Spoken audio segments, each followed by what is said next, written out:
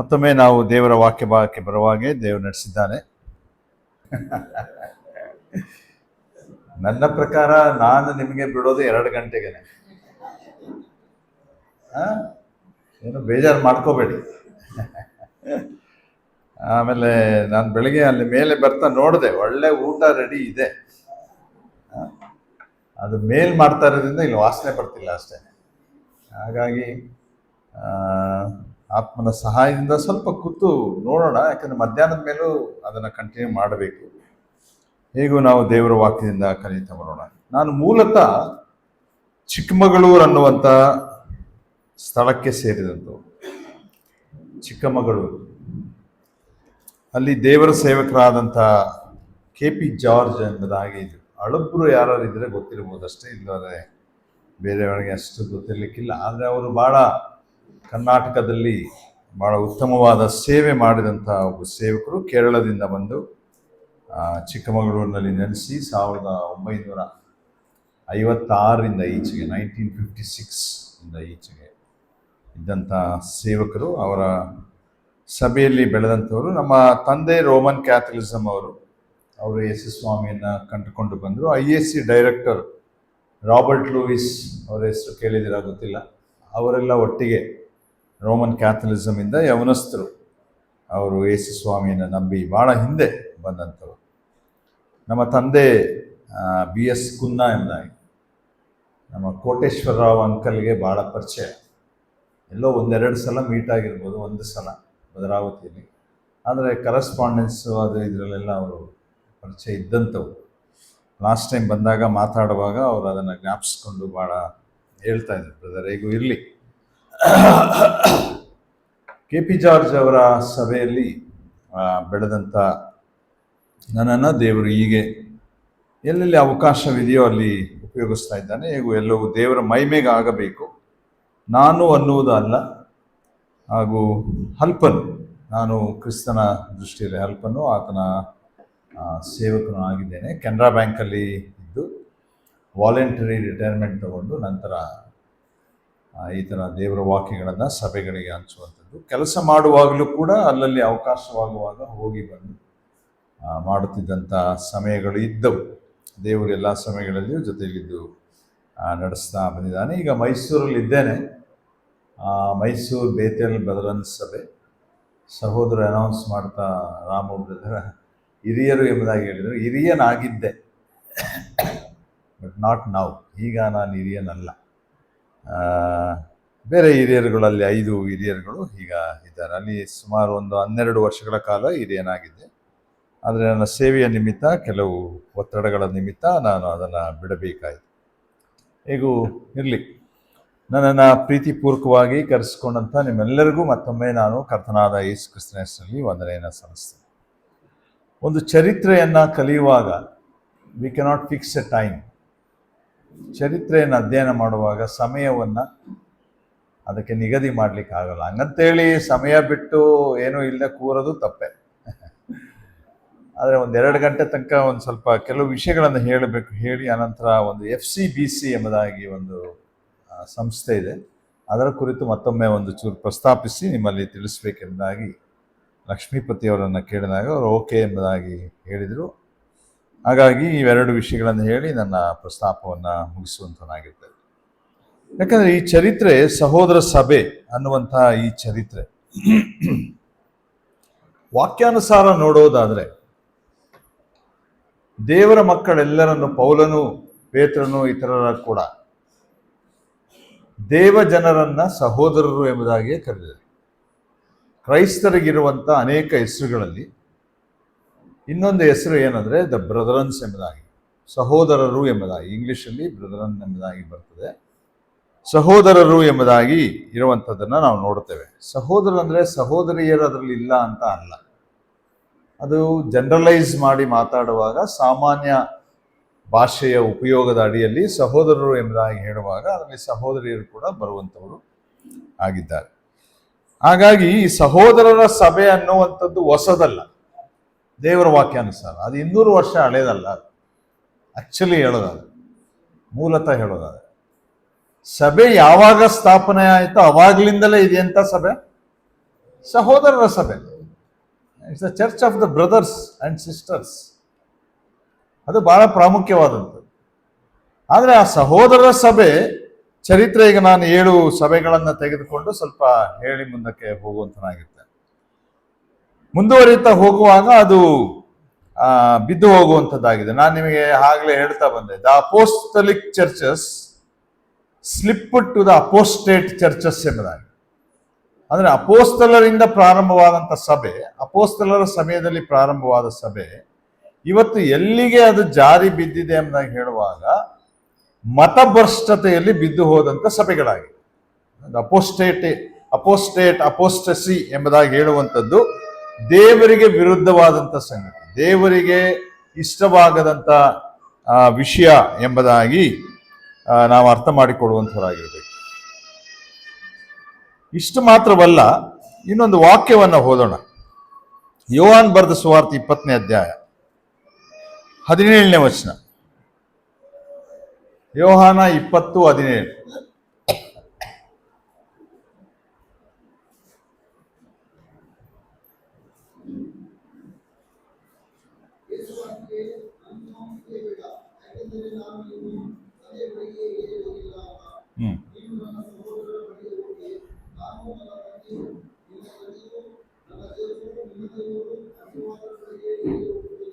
ನೋಡ್ರಿ, ಯೇಸು ಸ್ವಾಮಿ ಹೇಳ್ತಾ ಇದ್ದಾನೆ, ಈಗ ಪರಲೋಕಕ್ಕೆ ಹೋಗುವಂತ ಮುಂಚೆ, ಸಭೆ ಸ್ಥಾಪನೆ ಆಗುವಂತ ಮುಂಚೆ ಯೇಸು ಸ್ವಾಮಿ ಸತ್ತು ಹೂಣಲ್ಪಟ್ಟು ಎಬ್ಬಿಸಲ್ಪಟ್ಟ ಮೇಲೆ ಅದನ್ನ ಗಮನಿಸ್ಬೇಕು ನೀವು.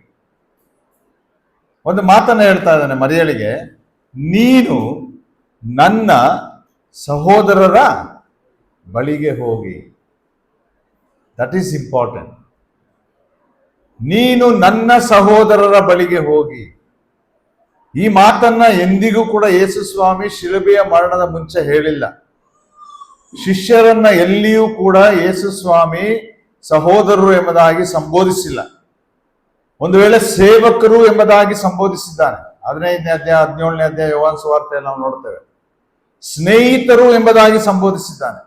ಫ್ರೆಂಡ್ಸ್ ಎಂಬುದಾಗಿ ಕರೆದಿದ್ದಾನೆ. You are my friends if you love me, love my word. ನನ್ನ ವಾಕ್ಯವನ್ನ ಪ್ರೀತಿಸುವುದಾದರೆ, ಅದನ್ನ ಕೈಕೊಂಡು ನಡೆಯುವುದಾದರೆ ನೀವು ನನ್ನ ಸ್ನೇಹಿತರು. ನೋಡಿ, ಇದನ್ನ ನಾವು ಗಮನಿಸಬೇಕು. ಈಗ ಸತ್ತು ಹೂಣಲ್ಪಟ್ಟು ಎಬ್ಬಿಸಲ್ಪಟ್ಟ ಮೇಲೆ ಆ ಸಂಬಂಧ ಈಗ ಬದಲಾಗ್ತಾ ಇದೆ. ಸೇವಕರು ಅನ್ನೋ ಸಂಬಂಧ, ಸ್ನೇಹಿತರು ಅನ್ನೋ ಸಂಬಂಧ ಇನ್ನೂ ಹತ್ತಿರ ಬರ್ತಾ ಇದೆ. ಏನಂದ್ರೆ ಅದೇನ್ ಸಂಬಂಧ ಅಂತ? ಸಹೋದರರು ಅನ್ನುವಂಥ ಸಂಬಂಧ. ಅದಕ್ಕೆ ಪೌಲ ಅದನ್ನ ಪ್ರಸ್ತಾಪಿಸಿ ಹೇಳ್ತಾನೆ. 2ನೇ ಅಧ್ಯಾಯ ರೋಮಾಪುರ 29ನೇ ವಚನ ಆಗ್ಲೇ ಓದಿದ್ವು. ದೇವರಿಗೆ ಆತನಿಗೆ ಅನೇಕ ಮಂದಿ ಸಹೋದರರಿದ್ದು ಆತನೇ ಹಿರಿಯವನಾಗಿರಬೇಕೆಂಬುದನ್ನು ನೆನೆಸಿ ಅನಂತರ ನಮ್ಮನ್ನ ಕರೆದು ತನ್ನ ಮಗನ ಸಾರೂಪ್ಯದಲ್ಲಿ ಸೇರಿಸಿದನು ಎಂಬುದಾಗಿ ನಾವು ನೋಡ್ತೇವೆ.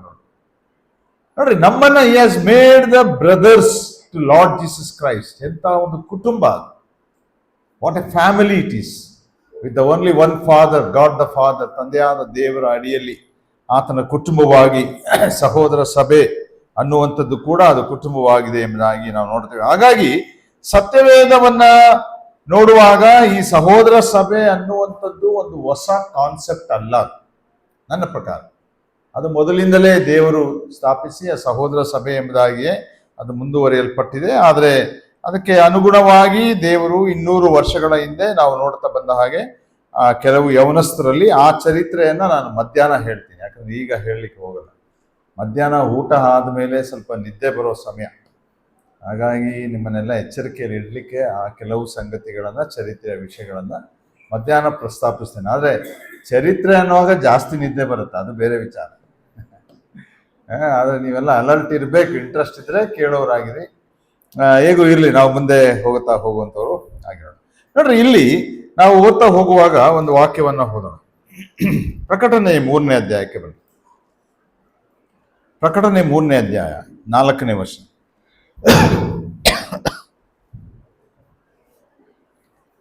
ಪ್ರಕಟಣೆ 3:4.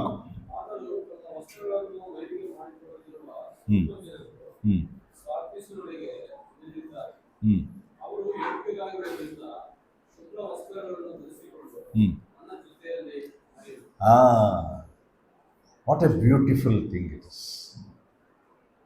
ಎಂಥ ವಿಶೇಷವಾದಂಥ ಒಂದು ಸಾಕ್ಷಿ. ಯಾರು ಕೊಡ್ತಾ ಇದ್ದಾನ ಸಾಕ್ಷಿ? ಯೇಸು ಸ್ವಾಮಿ, ನಾಟ್ ಜೀಸಸ್ ಕ್ರೈಸ್ಟ್ ಸಿಸ್ಟರ್. ನನ್ನ ನಿನ್ನ ಪರವಾಗಿ ಯೇಸು ಸ್ವಾಮಿ ಇವತ್ತು ಆ ಸಾಕ್ಷಿ ಕೊಡಲಿಕ್ಕೆ ಆಗುತ್ತಾ? ನನ್ನ ನಿಮ್ಮ ಸಭೆಯ ಪರವಾಗಿ, ಸ್ಥಳೀಯ ಸಭೆಯ ಪರವಾಗಿ ಯೇಸು ಕ್ರಿಸ್ತನ ಈ ಮಾತುಗಳನ್ನ ನುಡಿಯಲಿಕ್ಕೆ ಆಗತ್ತಾ? ನಮ್ಮ ನಿಮ್ಮ ಸಭೆಗಳಲ್ಲಿ ಯೇಸು ಸ್ವಾಮಿ ಈ ಗುಣಗಾನ ಮಾಡುವಂತ ಪರಿಸ್ಥಿತಿಯಲ್ಲಿ ನಾವುಗಳು ಇದ್ದೇವ? ಇದನ್ನು ಆಲೋಚಿಸಬೇಕು. ಯಾಕಂದ್ರೆ ಯೇಸು ಸ್ವಾಮಿ ಪರಲೋಕಕ್ಕೆ ಹೋದಾಗ ಒಬ್ಬ ದೇವದೂತ ಯೇಸು ಸ್ವಾಮಿಗೆ ಕೇಳಿದಂತೆ, ಸತ್ತು ಹೂಣಲ್ಪಟ್ಟು ಎಬ್ಬಿಸಲ್ಪಟ್ಟು ಬಂದ ಮೇಲೆ, ಪರಲೋಕಕ್ಕೆ ಏರಿ ಹೋದ ಮೇಲೆ ಸಿಗುವಂತ ದೇವದೂತ ಒಂದು ಮಾತನ್ನ ಕೇಳ್ತಾನೆ. ಯೇಸು ಕ್ರಿಸ್ತನೇ, ನಿನಗೆ ಪ್ರಣಾಮ. ನೀನು ಲೋಕದಲ್ಲಿದ್ದು 33.5 ವರ್ಷ ಇದ್ದು 3.5 ವರ್ಷ ಸೇವೆ ಮಾಡಿ ಜನರ ಮಧ್ಯದಲ್ಲಿದ್ದು ಅವರ ಪ್ರೀತಿ ಸಂಪಾದಿಸಿ ಅವರಿಗೆ ಪ್ರೀತಿ ಕೊಟ್ಟು ಆ ಪ್ರೀತಿಯ ಆಳ ಎಷ್ಟು ಇತ್ತು ಎಂಬುದಾಗಿ ಹೇಳುವಾಗ ಪ್ರಾಣವನ್ನೇ ಕೊಟ್ಟು ಸತ್ತು ಹೂಣಲ್ಪಟ್ಟು ಎಬ್ಬಿಸಲ್ಪಟ್ಟೆ. ನಿನ್ನ ಜೊತೆ 12 ಜನ ಶಿಷ್ಯರಿದ್ದರು, ಅದರಲ್ಲೂ ಒಬ್ಬ ಹೋದ, ಇನ್ನು 11 ಜನ ಇದ್ದರು. ಈಗ ನೀನು ಈ ಲೋಕಕ್ಕೆ ಬಂದುಬಿಟ್ಟೆ. ಈ ಲೋಕಕ್ಕೆ ಬಂದ ಮೇಲೆ ಪರಲೋಕಕ್ಕೆ ಬಂದುಬಿಟ್ಟೆ. ಪರಲೋಕಕ್ಕೆ ಬಂದ ಮೇಲೆ ನೀನು ಮಾಡಬೇಕೆಂದಿದ್ದಂಥ ಸೇವೆ ಯಾರಿಗೆ ವಹಿಸಿಕೊಟ್ಟು ಬಂದೆ, ಹೇಗೆ ನಡೆಯುತ್ತೆ ಎಂಬುದಾಗಿ ಪ್ರಶ್ನೆ ಕೇಳುವಾಗ ಯೇಸು ಸ್ವಾಮಿ ಹೇಳಿದಂತೆ, ನನ್ನ ಆ ಸೇವೆಯನ್ನ 11 ಜನರಿಗೆ ವಹಿಸಿಕೊಟ್ಟಿದ್ದೇನೆ. 11 ಜನರಿಗೆ ವಹಿಸಿಕೊಟ್ಟಿದ್ದೇನೆ ಎಂಬುದಾಗಿ ಹೇಳಿದಂತೆ. ಅನಂತರ ಆ ದೇವದೂತ ಕೇಳಿದಂತೆ, ಒಂದು ವೇಳೆ ಆ 11 ಜನರು ಫೇಲ್ ಆದರೆ, ತಪ್ಪೋದ್ರೆ ಯಾರಾದರೂ ಸೇವೆ ಮಾಡಲಿಕ್ಕಿದ್ದಾರ? ಆವಾಗ ಯೇಸು ಸ್ವಾಮಿ ಹೇಳಿದಂತೆ, ಆ 11 ಜನರು ಫೇಲ್ ಆದರೆ ನನಗೆ ಸೇವೆ ಮಾಡೋರು ಯಾರು ಈ ಲೋಕದಲ್ಲಿ ಇಲ್ಲ. Nobody is there. ನಾನು ಯಾಕೆ ಈ ಮಾತನ್ನು ಹೇಳ್ತಾ ಇದ್ದೀನಿ ಅಂದರೆ, did the 11 disciples failed in the ministry? ಆ 11 ಜನರು ಶಿಷ್ಯರು, ಅಪೊಸ್ತಲರು, ನಂತರ ಪೌಲನು ಸೇರಿಸಲ್ಪಡ್ತಾನೆ, ತಮಗೆ ವಹಿಸಿದಂಥ ಸೇವೆಯಲ್ಲಿ ಸೋತು ಹೋದ್ರ? They never failed. ಅದನ್ನು ಮಹಿಮೆಗೆ ತೆಗೆದುಕೊಂಡು ಹೋದ್ರು. ಅಲ್ಲಿಗೆ ಅರ್ಥ ಏನಂದ್ರೆ, ಯೇಸು ಸ್ವಾಮಿ ಅವ್ರು ಫೇಲ್ ಆದ್ರೆ ಯಾರೂ ಇಲ್ಲ, ಫೇಲ್ ಆಗದೆ ಇದ್ರೆ ಯಾರಿರ್ತಾರೆ? ಮುಂದೆ ಬರುವಂತ ನಾನು ನೀವು ಇರ್ತೀವಿ. Can we fail? ನಾವು ಸೋತೋಗ್ಬೋದು ಆ ಸೇವೆಯಲ್ಲಿ, ನಾವು ಸೋತೋಗ್ಬೋದು ಆ ತ್ಯಾಗದಲ್ಲಿ, ಆ ಜೀವಿತದಲ್ಲಿ. ಸಭೆ ಚರಿತ್ರೆಯನ್ನು ನೋಡ್ತಾ ಬರೋದಾದ್ರೆ, ಸಭೆ ಹೇಳುತ್ತಾ ಬೀಳುತ್ತಾ ಬಂದಂತ ಚರಿತ್ರೆ.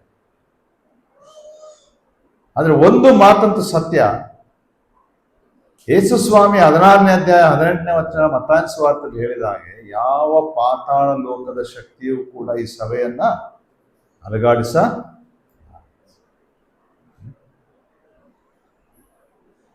When the persecution increased, the church always flourished.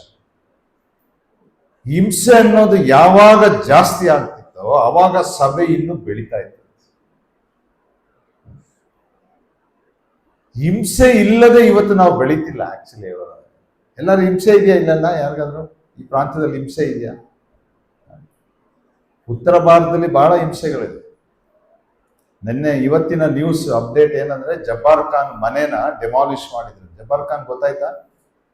ಜಬ್ಬಲ್ಪುರಲ್ಲಿ ಮನೆಯಲ್ಲಿ ಆರಾಧನೆ ಮಾಡಬೇಕಾದ್ರೆ ಅವ್ರು ಹಿಡಿದು ಪೊಲೀಸ್ ಸ್ಟೇಷನ್ ತೊಗೊಂಡೋಗಿ ಇಂಪ್ರಿಸನ್ ಮಾಡಿ, ಅವರಿಗೆ ಬೇಯ್ಲು ಸಿಗ್ದಂಗೆ ಮಾಡಿ, ಇವತ್ತು ಹೊರಗೆ ಬಂದಿಲ್ಲ. ಅವರು ಅವರ ಹೆಂಡತಿ ತಾಯಿರ, ಜಬ್ಬಾರ್ ಖಾನ್ ಅಂಡ್ ತಾಯಿರ, ಇವತ್ತು ಅವರಲ್ಲಿ ಈಗ ಇತ್ತೀಚೆಗೆ ನಡೀತಾ ಇರೋ ಘಟನೆಗಳಿವೆ.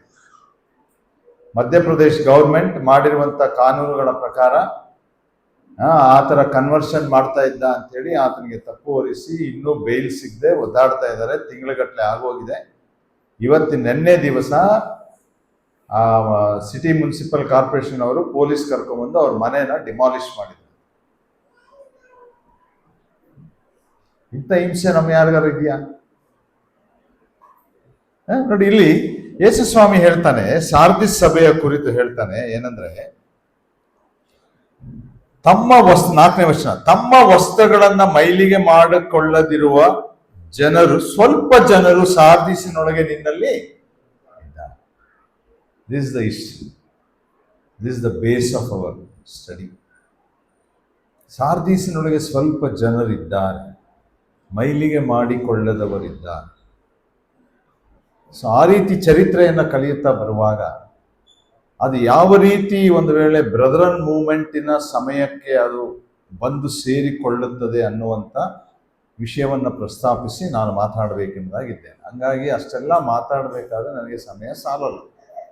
ನಾನು ಆದಷ್ಟು ಅದನ್ನು ಸ್ಕ್ವೀಸ್ ಮಾಡೋಕ್ಕೆ ಪ್ರಯತ್ನ ಮಾಡ್ತೀನಿ. ನೋಡೋಣ, ದೇವರ ಆತ್ಮ ಸಹಾಯದಿಂದ ಹೇಗೆ ನಾವು ಆಗ್ತದೆ ಅದನ್ನು ನೋಡುವಂಥವ್ರು. ಹಾಗೆ ಒಂದು ಮಾತಿದೆ, you cannot change the world by going to the church, but you can change the world by being the church. ಎಷ್ಟು ಸತ್ಯವಾದ ಮಾತು. ಸಭೆಗೆ ಹೋಗಿ ಬರುವುದರಿಂದ ನೀನು ಪ್ರಪಂಚವನ್ನ ಬದಲಾಯಿಸಲಿಕ್ಕಾಗಲ್ಲ. ಸಭೆಯಾಗಿ ಜೀವಿಸುವುದಾದರೆ ನೀನು ಪ್ರಪಂಚವನ್ನ ಬದಲಾಯಿಸಬಹುದು. ಬಹಳ ಸತ್ಯವಾದ ಮಾತಿದೆ. ಸಭೆಯಾಗಿ ಜೀವಿಸು ಎಂಬುದಾಗಿ ಹೇಳುವಾಗ, ಸಭೆ ಅನ್ನುವಂಥದ್ದು it is not a organisation, it is a organism. ಅದು ಒಂದು ಸಂಸ್ಥೆ ಅಲ್ಲ, ಅದು ಒಂದು ಜೀವಿ. ಸೊ ಆ ಜೀವಿಯಲ್ಲಿ ಜೀವಿಯಾಗಿ ನೀವು ಜೀವಿಸುವಾಗ ಆ ಜೀವಿತಕ್ಕೆ ಬೇಕಾದಂತಹ ಅನೇಕ ಮೌಲ್ಯತೆಗಳು ಸತ್ಯವೇದದಲ್ಲಿ ಸಭೆಗಳಿಗೆ ಕೊಡಲ್ಪಟ್ಟಿದೆ. ಪೌಲನು ಬರೆದಂತ 13 ಪತ್ರಿಕೆಗಳು, ಒಂದು ವೇಳೆ 14 ಎಂಬುದಾಗಿ ಇಬ್ರಿಯ ಪತ್ರಿಕೆ ಸೇರಿಸಿ ಹೇಳ್ತಾರೆ. 13 ಪತ್ರಿಕೆಗಳು, ಪೇತ್ರನು ಬರೆದ 2 ಪತ್ರಿಕೆ, ಯೋಹಾನನು ಬರೆದ 3 ಪತ್ರಿಕೆ, ಯಾಕೋಬನು ಬರೆದ ಪತ್ರಿಕೆ, ಹೀಗೆ ಈ ಎಲ್ಲಾ ಪತ್ರಿಕೆಗಳು ಸಭೆಗೆ ಬೇಕಾದದ್ದನ್ನ ಕೊಡ್ತದೆ, ಸಭೆಗೆ ತಿಳಿ ಹೇಳ್ತದೆ, ಸಭೆಯನ್ನ ಎಚ್ಚರಿಸ್ತದೆ, ಸಭೆಯನ್ನ ಕ್ರಮಪಡಿಸ್ತದೆ, ಸಭೆಯನ್ನ ಬಲಪಡಿಸ್ತದೆ. ಆ ಬಲಪಡಿಸಲಿಕ್ಕೆ ಕಾರಣ ಯೇಸು ಸ್ವಾಮಿ ಸಮಯದಲ್ಲಿಯೂ ಕೂಡ ಆ ಇದ್ದಂತಹ ಸಾರ್ದಿಸ್ ಸಭೆಯಲ್ಲಿ ಕರ್ತನಾದ ಯೇಸು ಕ್ರಿಸ್ತನ ಹೇಳ್ತಾನೆ ಏನಂದ್ರೆ, ತಮ್ಮ ವಸ್ತ್ರಗಳನ್ನ ಮೈಲಿಗೆ ಮಾಡಿಕೊಳ್ಳದಿರುವ ಸ್ವಲ್ಪ ಜನರು ನಿನ್ನಲ್ಲಿದ್ದಾರೆ. There are still the remnants. ಉಳಿಕೆಯಾದಂತವರು ಕ್ರಿಸ್ತನಿಗಾಗಿದ್ದಾರೆ. ಅದನ್ನು ನಾವು ಆದಿ ಸಮಯದಿಂದಲೂ ಹಳೆ ಒಡಂಬಡಿಕೆಯಿಂದಲೂ ನೋಡ್ತಾ ಬರ್ತಾರೆ. ಇಸ್ರಾಯೇಲರನ್ನ ಸರ್ವನಾಶ ಮಾಡಬೇಕೆಂಬುದಾಗಿ ಯಾರೆಲ್ಲ ಪ್ರಯತ್ನಗಳನ್ನು ಮಾಡಿದ್ರು ನಮಗೆ ಗೊತ್ತುಂಟು. ಐಗುಪ್ತ ದೇಶದವರು ಪ್ರಯತ್ನ ಮಾಡಿದ್ರು, ಆಗ್ಲಿಲ್ಲ. ಅಶೂರ್ಯರು ಪ್ರಯತ್ನ ಮಾಡಿದ್ರು, ಆಗ್ಲಿಲ್ಲ. ಅನಂತರ ಬಾಬೇಲಿನವರು ಪ್ರಯತ್ನ ಮಾಡಿದ್ರು, ಆಗ್ಲಿಲ್ಲ. ಅನಂತರ ದೇವರೇ ಕೈ ಬಿಟ್ಟ ಅವರನ್ನ 397 ವರ್ಷಗಳ ಕಾಲ. ಮಲಾಕಿ ಗ್ರಂಥ ಆದ ಮೇಲೆ ಮತ್ತಾಯನ ಸುವಾರ್ತೆ ಬರುವಷ್ಟರೊಳಗೆ ಇರುವಂತಹ 397 ವರ್ಷಗಳ ಕಾಲ ಕತ್ತಲೆಯ ಸಮಯ, ಮೌನದ ಸಮಯ, ದೇವರು ಪ್ರವಾದಿಗಳನ್ನ ಕಳುಹಿಸಿಕೊಡದ ಸಮಯ, ದೇವರು ಇಸ್ರಾಯೇಲ್ನೊಂದಿಗೆ ಮಾತಾಡದ ಸಮಯ, ದೇವದೂತರು ಬಂದು ಪ್ರಕಟಣೆಗಳನ್ನ ಅಥವಾ ಸಹಾಯಗಳನ್ನ ಮಾಡದಂತ ಸಮಯ. ಆದ್ರೂ ಕೂಡ ದೇವರು, ನಾವು ನೋಡ್ತೇವೆ, ಆ 397 ವರ್ಷಗಳಲ್ಲಿ ಕೆಲವು ಇಸ್ರಾಯೇಲರು ಉಳಿಕೆ ಆಗ್ತಾರೆ. ನೋಡ್ರಿ, ಮಲಾಕಿ ಗ್ರಂಥ ಒಂದು ವಾಕ್ಯವನ್ನು ನೋಡೋಣ. ಮಲಾಕಿ ಗ್ರಂಥ 2ನೇ ಅಧ್ಯಾಯ.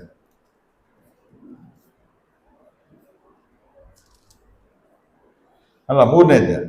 3ನೇ ಅಧ್ಯಾಯ ಒಂದು ಚೂರು ಜಲ್ದಿ ಓದಿ. 13ನೇ ವರ್ಷದಿಂದ.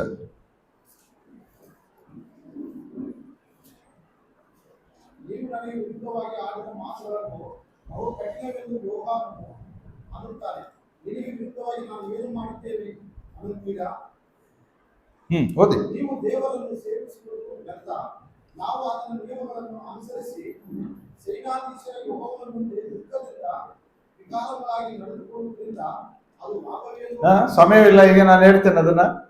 ಅನೇಕರು ಪ್ರಶ್ನೆ ಮಾಡ್ತಾ ಇದ್ದಾರೆ. ಇಸ್ರಾಯೇಲರು ಇವರೆಲ್ಲರೂ ಪ್ರಶ್ನೆ ಮಾಡ್ತಾ ಇದ್ದಾರೆ. 12 ಕುಲದವರು ಪ್ರಶ್ನೆ ಮಾಡ್ತಿದ್ದಾರೆ, ಯಾಜಕರಾದ ಲೇವಿಯರು ಪ್ರಶ್ನೆ ಮಾಡ್ತಾ ಇದ್ದಾರೆ, ಅನೇಕರು ಅದನ್ನು ಸೇರ್ಕೊಂಡಿದ್ದಾರೆ. ಯೆಹೋವನಿಗೆ ಕೇಳ್ತಾರೆ, ವಿರುದ್ಧವಾಗಿ ಮಾತಾಡ್ತಾರೆ.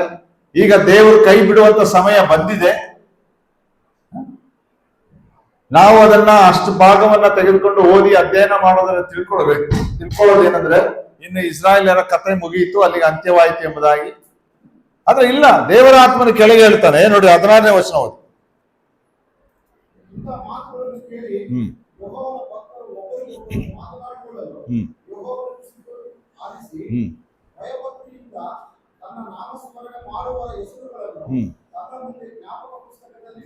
ನೋಡ್ರಿ, ಯೆಹೋವನಿಗಾಗಿದ್ದಾರೆ. ಆದ್ರೆ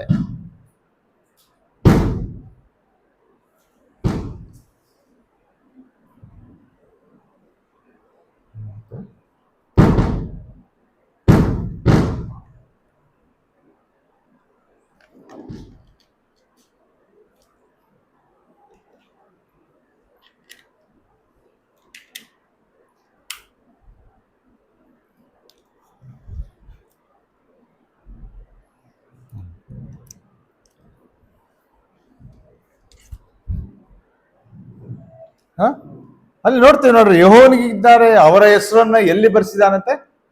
ಜ್ಞಾಪಕ ಪಟ್ಟಿಯಲ್ಲಿ ಬರ್ಸಿದಾನೆ. ಎಲಿಯ ಹೇಳ್ದ, ಸ್ವಾಮಿ ಯೆಹೋವನೇ ಎಲ್ಲರೂ ಸತ್ತೋಗು, ನಾನೊಬ್ಬನೇ.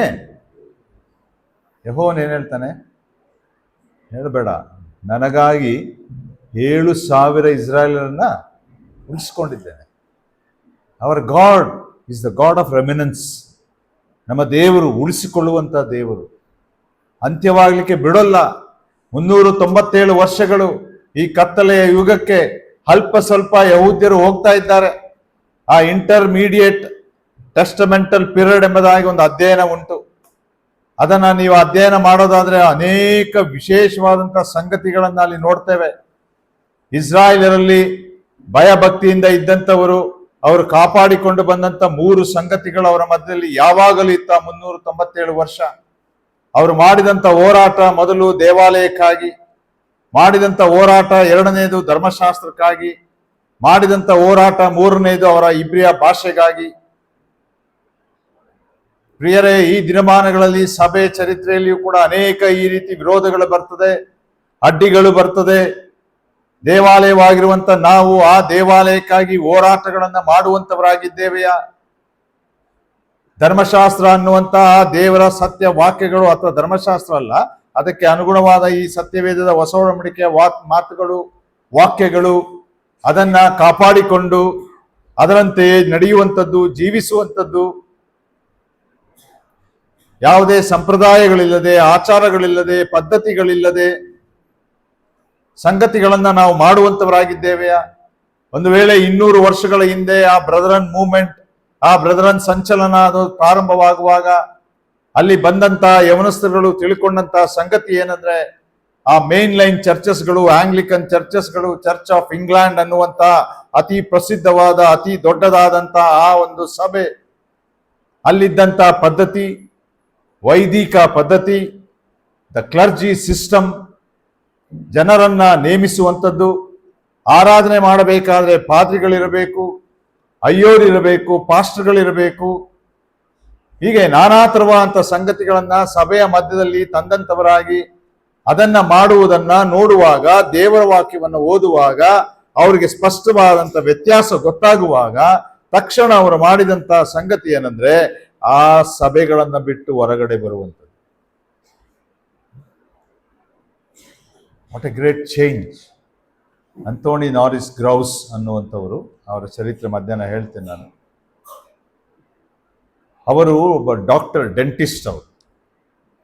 ಅವರು ಡಬ್ಲಿನ್, ಐರ್ಲೆಂಡ್ ಆ ಪ್ರಾಂತ್ಯಗಳಲ್ಲಿ ಇರುವಾಗ ಒಂದು ಥಿಯಾಲಜಿಕಲ್ ಸೆಮಿನಾರ್ಗೆ ಸೇರ್ಕೊಳ್ತಾರೆ, ಅಂದರೆ ಸ್ಟಡೀಸ್ ಮಾಡಲಿಕ್ಕೆ. ಯಾಕಂದರೆ ಅವರಿಗೆ ನಮ್ಮ CSI ಚರ್ಚ್ಗಳಲ್ಲಿ ಅಯ್ಯೋರಿದಾರಲ್ಲ, ಪಾಸ್ಟರ್ಗಳು, ಆ ಒಂದು ಸ್ಥಾನಕ್ಕೆ ಬರಬೇಕು, ವೈದಿಕರಾಗಬೇಕು, ಪಾಸ್ಟರ್ಗಳಾಗಬೇಕು, ಯಾಕಂದ್ರೆ ಅಲ್ಲಿ ಸಂಬಳ ಸಿಗ್ತದೆ. ಅದನ್ನ ಅವರು 5-6 ವರ್ಷದ ಕೋರ್ಸ್ ಅನ್ನ ಮಾಡ್ತಾ ಮಾಡ್ತಾ ಹೋಗುವಾಗ ಸತ್ಯವೇದವನ್ನು ಓದಲಿಕ್ಕೆ ಶುರು ಮಾಡ್ತಾರೆ. ಸತ್ಯವೇದ ಓದಲಿಕ್ಕೆ ಶುರು ಮಾಡುವಾಗ, ಕೋರ್ಸ್ ಅನ್ನ ಮಾಡುವಾಗ, ಅವರು ಹೋಗುವಂತ ಚರ್ಚಲ್ಲಿದ್ದಂಥ ಸಂಗತಿಗಳನ್ನು ಅವ್ರು ನೋಡುವಾಗ ಅವರ ಹೆಂಡತಿ ಮೇರಿ ಅನ್ನೋರು ಹೇಳ್ತಾರೆ, ತಕ್ಷಣ ಅದನ್ನು ಬಿಟ್ಟು ಹೊರಗಡೆ ಬಾ. ಯಾಕೆ? ಅಲ್ಲಿ ಸತ್ಯತೆ ಇಲ್ಲ, ಅಲ್ಲಿ ವಾಕ್ಯವಿಲ್ಲ, ಅಲ್ಲಿ ಸ್ವಸ್ಥ ಬೋಧನೆ ಇಲ್ಲ. You come out of it. ಅವರು ಕೂಡ ತೀರ್ಮಾನಗಳನ್ನು ಮಾಡ್ತಾರೆ. ಅದನ್ನು ಬಿಟ್ಟು ಅಷ್ಟು ಖರ್ಚು ಮಾಡಿ ಸೇರಿಕೊಂಡಂತ ಕೋರ್ಸ್ 2-3 ವರ್ಷ ಮುಗಿಸಿರ್ತಾರೆ, ಅದನ್ನೆಲ್ಲ ಬಿಟ್ಟು ಹೊರಗೆ ಬರ್ತಾರೆ. ಯಾಕಂದ್ರೆ ನಾನು ಸತ್ಯವನ್ನ ಪರಿಪಾಲಿಸಬೇಕು. Returning back to the scripture. Brethren movement ಅನ್ನುವರ ಧ್ಯೇಯ, ದ ಮೋಟೋ ಅಥವಾ ಅವರ ಗುರಿ ಏನು ಎಂಬುದಾಗಿ ಹೇಳುವಾಗ ದೇವರ ವಾಕ್ಯಕ್ಕೆ ವಾಪಸ್ಸು ಬರುವುದು ಎಂಬುದಾಗಿ. ಅಲ್ಲಿಯ ತನಕ ಈ ವೈದಿಕರು, ಈ ಪಾದ್ರಿಗಳು, ಅವರ ಮೇಲೆ ಕಾರ್ಡಿನಲ್ಗಳು, ಬಿಷಪ್ಗಳು, ಅವರು ಇವರು ಏನ್ ಹೇಳ್ತಾರೋ ಅವುಗಳೇ ನಡೆಯಬೇಕು ಎನ್ನುವಂತ ಒಂದು ಪದ್ಧತಿ ಸಭೆಗಳಲ್ಲಿ ಇತ್ತು. ಸತ್ಯವೇದವನ್ನ ಬಿಚ್ಚಿ ಓದಿ ಹೊಸ ಹುಟ್ಟುವಿಕೆಯ ಅನುಭವ, ರಕ್ಷಣೆಯ ಸತ್ಯತೆ, ಪವಿತ್ರಾತ್ಮನ ಸತ್ಯತೆ, ಯಾವುದೇ ವಿಷಯಗಳನ್ನ ಕುರಿತಾಗಲಿ ಸಭೆಯ ಸತ್ಯತೆ ಯಾವುದನ್ನು ಕೂಡ ಅವರು ಪ್ರಬೋಧಿಸ್ತಾ ಇರಲಿಲ್ಲ. ಸಭೆಗಳಲ್ಲಿ ವಾಕ್ಯ ಓದುವಾಗ ಅವರು ಕಂಡುಕೊಳ್ಳುವಂತಹ ಸತ್ಯತೆಗಳು ಒಂದೊಂದಾಗಿ ಅರ್ಥವಾಗುವಾಗ ಎಲ್ಲವನ್ನ ಬಿಟ್ಟು ಹೊರಗೆ ಬಂದಂತ ಆ ಯವನಸ್ಥರ ಮುಖಾಂತರ ಪ್ರಾರಂಭವಾದಂತ ಆ ಸಂಚಲನವೇ ಬ್ರದರನ್ ಮೂವ್ಮೆಂಟ್ ಎಂಬುದಾಗಿ 1825 ಇಸ್ವಿಯಲ್ಲಿ ಪ್ರಾರಂಭವಾಯಿತು ಎಂಬುದಾಗಿ ನಾವು ನೋಡ್ತಾ ಬರುವಂತರಾಗಿದ್ದೇವೆ. ಅದಕ್ಕೆ ಹೋಗುವಂತ ಮುಂಚೆ ನಾನು ಈ ಸಭೆಗಳ ಆಧಾರದಿಂದ ಕೆಲವು ಸತ್ಯತೆಗಳನ್ನು ಹೇಳಿ ಮುಂದೆ ಹೋಗ್ತೇನೆ. ಸ್ವಲ್ಪ ಜಲ್ದಿ ಹೋಗ್ತೇನೆ. ನೋಡ್ರಿ, ಈ 7 ಸಭೆಗಳು ಕೂಡ ಎಫೆಸ ಸಭೆ, ಸ್ಮಿರ್ನಾ ಸಭೆ, ಪೆರ್ಗಮ ಸಭೆ, ತುವತೈರ ಸಭೆ, ಸಾರ್ದಿಸ್ ಸಭೆ, ಫಿಲಡೆಲ್ಫಿಯಾ ಸಭೆ ಹಾಗೂ ಲವೋದಿಕೀಯ ಸಭೆ. ಇವೆಲ್ಲವೂ ಕೂಡ ಈಗಿನ ಆಧುನಿಕ ಟರ್ಕಿ ದೇಶದ ಪ್ರಾಂತ್ಯ, ತುರ್ಕಿಸ್ತಾನ ಅಂತ ಏನು ಹೇಳ್ತೇವೆ, ಆ ಪ್ರಾಂತ್ಯದಲ್ಲಿದ್ದಂಥ ಈ 7 ಸಭೆಗಳು, ಯೋಹಾನನ ಸಮಯಗಳಲ್ಲಿದ್ದಂಥ ಈ 7 ಸಭೆಗಳು, ಈ 7 ಸಭೆಗಳಿಗೆ ಕರ್ತನಾದ ಯೇಸು ಕ್ರಿಸ್ತನು ಕಟ್ಟಕಡೆಯ ಮಾತುಗಳನ್ನ, ಎಚ್ಚರಿಕೆಗಳನ್ನ ಹಾಗೂ ಅವರಿಗೆ ಕ್ಷಮಾಪಣೆಯನ್ನ ಅಥವಾ ತಿರುಗಿಕೊಳ್ಳಬೇಕಾದಂಥ ಮಾರ್ಗವನ್ನ, ಅನಂತರ ತಿರುಗಿಕೊಂಡರೆ ಅವರಿಗೆ ಸಿಗಬಹುದಾದ ಪ್ರತಿಫಲಗಳನ್ನ ಹಾಗೂ ಅವನಿಗಾಗಿ ಜೀವಿಸುವಾಗ ಯಾವ ಪ್ರತಿಫಲ ಸಿಗ್ತದೆ ಎಂಬುದಾಗಿ ಹೇಳುವಂತ ಮಾತುಗಳನ್ನ, ಅನಂತರ ತಪ್ಪಾದಂಥ ಸಭೆಗಳಿಗೆ ಖಂಡಿಸುವಿಕೆಯನ್ನ, ಇವನ್ನೆಲ್ಲ ಮಾಡುವಂತವನಾಗಿ 7 ಸಭೆಗಳಿಗೆ ಕರ್ತನಾದ ಯೇಸು ಕ್ರಿಸ್ತನು ಪತ್ರಗಳನ್ನ ಬರಿತಾನೆ. ಈ 7 ಸಭೆಗಳಲ್ಲಿ ನಾವು ಯೇಸು ಸ್ವಾಮಿಯ ಪತ್ರವನ್ನ ಓದುತ್ತಾ ಅಧ್ಯಯನ ಮಾಡುತ್ತಾ ಬರುವುದಾದ್ರೆ 5 ಸಭೆಗಳಲ್ಲಿ ತಪ್ಪುಗಳು ಯೇಸು ಸ್ವಾಮಿ ಗುರುತಿಸ್ತಾನೆ. 2 ಸಭೆಗಳಲ್ಲಿ ಮಾತ್ರ ಯಾವುದೇ ತಪ್ಪುಗಳನ್ನ ಯೇಸು ಸ್ವಾಮಿ ಗುರುತಿಸೋದಿಲ್ಲ. ಆ 2 ಸಭೆಗಳು ಯಾವುದಂದ್ರೆ ಸ್ಮಿರ್ನಾ ಸಭೆ ಮತ್ತು ಫಿಲಡೆಲ್ಫಿಯಾ ಸಭೆ. ಇನ್ನು ಬಾಕಿ 5 ಸಭೆಗಳಲ್ಲಿ ಕೂಡ ಯೇಸು ಸ್ವಾಮಿ ತಪ್ಪುಗಳನ್ನು ಗುರುತಿಸಿ ಅದನ್ನು ಎತ್ತಿ ಹಿಡಿದು ಖಂಡಿಸುವಂಥವನಾಗಿದ್ದಾನೆ ಎಂಬುದಾಗಿ ನಾವು ನೋಡುತ್ತಾ ಬರುವಂಥವರಾಗಿದ್ದೇವೆ. ಈ ಪತ್ರಗಳು ಇವತ್ತಿನ ಸಭೆಗೂ ಹಾಗೂ ಸಭಾ ಚರಿತ್ರೆಯಲ್ಲಿ ಬಂದಂಥ ಎಲ್ಲ ಸಭೆಗಳಿಗೂ ಕೊಡಲ್ಪಟ್ಟಂಥ ಎಚ್ಚರಿಕೆಯ ಪತ್ರಗಳು. ಯಾಕಂದ್ರೆ ಒಂದೊಂದು ಸಭೆ ಆಯಾ ಕಾಲಮಾನಗಳಲ್ಲಿದ್ದಂಥ ಕ್ರಿಸ್ತನ ಸಭೆಯ ಅಥವಾ ದೇವರ ಸಭೆಯ ಚರಿತ್ರೆ ಯಾವ ರೀತಿ ಅದು ಬದಲಾಗ್ತಾ ಹೋಗ್ತು ಎಂಬುದಾಗಿ ಹೇಳುವಂಥ ಸತ್ಯತೆ. ಸೊ ಎಫೆಸ ಸಭೆಗೆ ನಾವು ಮೊದಲು ಬರುವುದಾದ್ರೆ, ಎಫೆಸ ಸಭೆ ಸಾಧಾರಣ 65ನೇ ಇಸ್ವಿ, ಕ್ರಿಸ್ತ ಶಕ 65ನೇ ಇಸ್ವಿ ಅಂದ್ರೆ ಪೌಲನ ಸೇವೆಯ ಮುಖಾಂತರ ಪ್ರಾರಂಭವಾದಂತಹ ಸಭೆ. ಅದರ 65ನೇ ಇಸ್ವಿಯಿಂದ ಕ್ರಿಸ್ತ ಶಕ ಸುಮಾರು 100ನೇ ಇಸ್ವಿಯ ತನಕ ಅಂದ್ರೆ ಫಸ್ಟ್ ಸೆಂಚುರಿ ಅಲ್ಲಿದ್ದಂತಹ ಸಭೆಗಳಲ್ಲಿ ಎಫೆಸ ಸಭೆಯನ್ನ ಎತ್ತಿಕೊಂಡು ಯೇಸು ಸ್ವಾಮಿ ಅವರಿಗೆ ಎಚ್ಚರಿಸ್ತಾ ಬರ್ತಾನೆ. ಆ ರೀತಿ ಬೆಳೆದು ಬಂದಂತಹ ಸಭೆ ಎಫೆಸ ಸಭೆಗೆ ಪೌಲನು ವಿಶೇಷವಾದಂಥ ಆಸಕ್ತಿ ಇಟ್ಟು ಬೆಳೆಸಿದಂಥ ಸಭೆ ಎಂಬುದಾಗಿ ನೋಡ್ತೇವೆ. ಸಭೆಯ ಮರ್ಮಗಳನ್ನ, ಗೂಢಾರ್ಥಗಳನ್ನ, ಸಭೆ ಅಂದರೆ ಏನು ಅನ್ನುವಂಥ ಸತ್ಯತೆಗಳನ್ನ ಪೌಲನು ಎಫೆಸ ಪತ್ರಿಕೆ ಬರೆಯುವುದರ ಮುಖಾಂತರ ಆ ಸಭೆಗಳಿಗೆ ತಿಳಿಸಿ ಕಲಿಸಿಕೊಟ್ಟಂತ ಸತ್ಯತೆಗಳನ್ನ ನಾವು ಅಲ್ಲಿ ನೋಡ್ತಾ ಬರುವಂತವರಾಗಿದ್ದೇವೆ.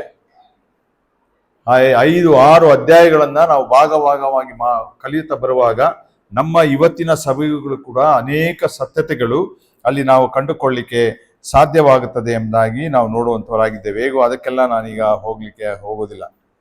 ಆದ್ರೆ ಪ್ರಿಯರೇ, ಈ ಎಫೆಸ ಸಭೆಯ ಒಂದು ಸ್ಥಾಪನೆ ಹಾಗೂ ಅವರಲ್ಲಿ ಆದಂತ ಒಂದು ಮನಪರಿವರ್ತನೆ ನಾವು ನೋಡ್ತಾ ಬರುವಾಗ ಎಫೆಸ ಅಪೊಸ್ತಲರ ಕೃತ್ಯ 19ನೇ ಅಧ್ಯಾಯ 1 ವಚನವನ್ನ ನಾವು ಓದಿಕೊಳ್ಳೋಣ. ಅಪೊಸ್ತಲರ ಕೃತ್ಯ 19ನೇ ಅಧ್ಯಾಯ 1 ವಚನ ಎಲ್ಲರಿಗೂ ಗೊತ್ತಿರುವಂತ ವಾಕ್ಯ ಭಾಗ. ಅಪೊಸ್ತಲ ಕೃತ್ಯ 19ನೇ ಅಧ್ಯಾಯ 17ನೇ ವಚನದಿಂದ ಓದ್ರಿ. ಹಾ. ಹ್ಮ್ ಹ್ಮ್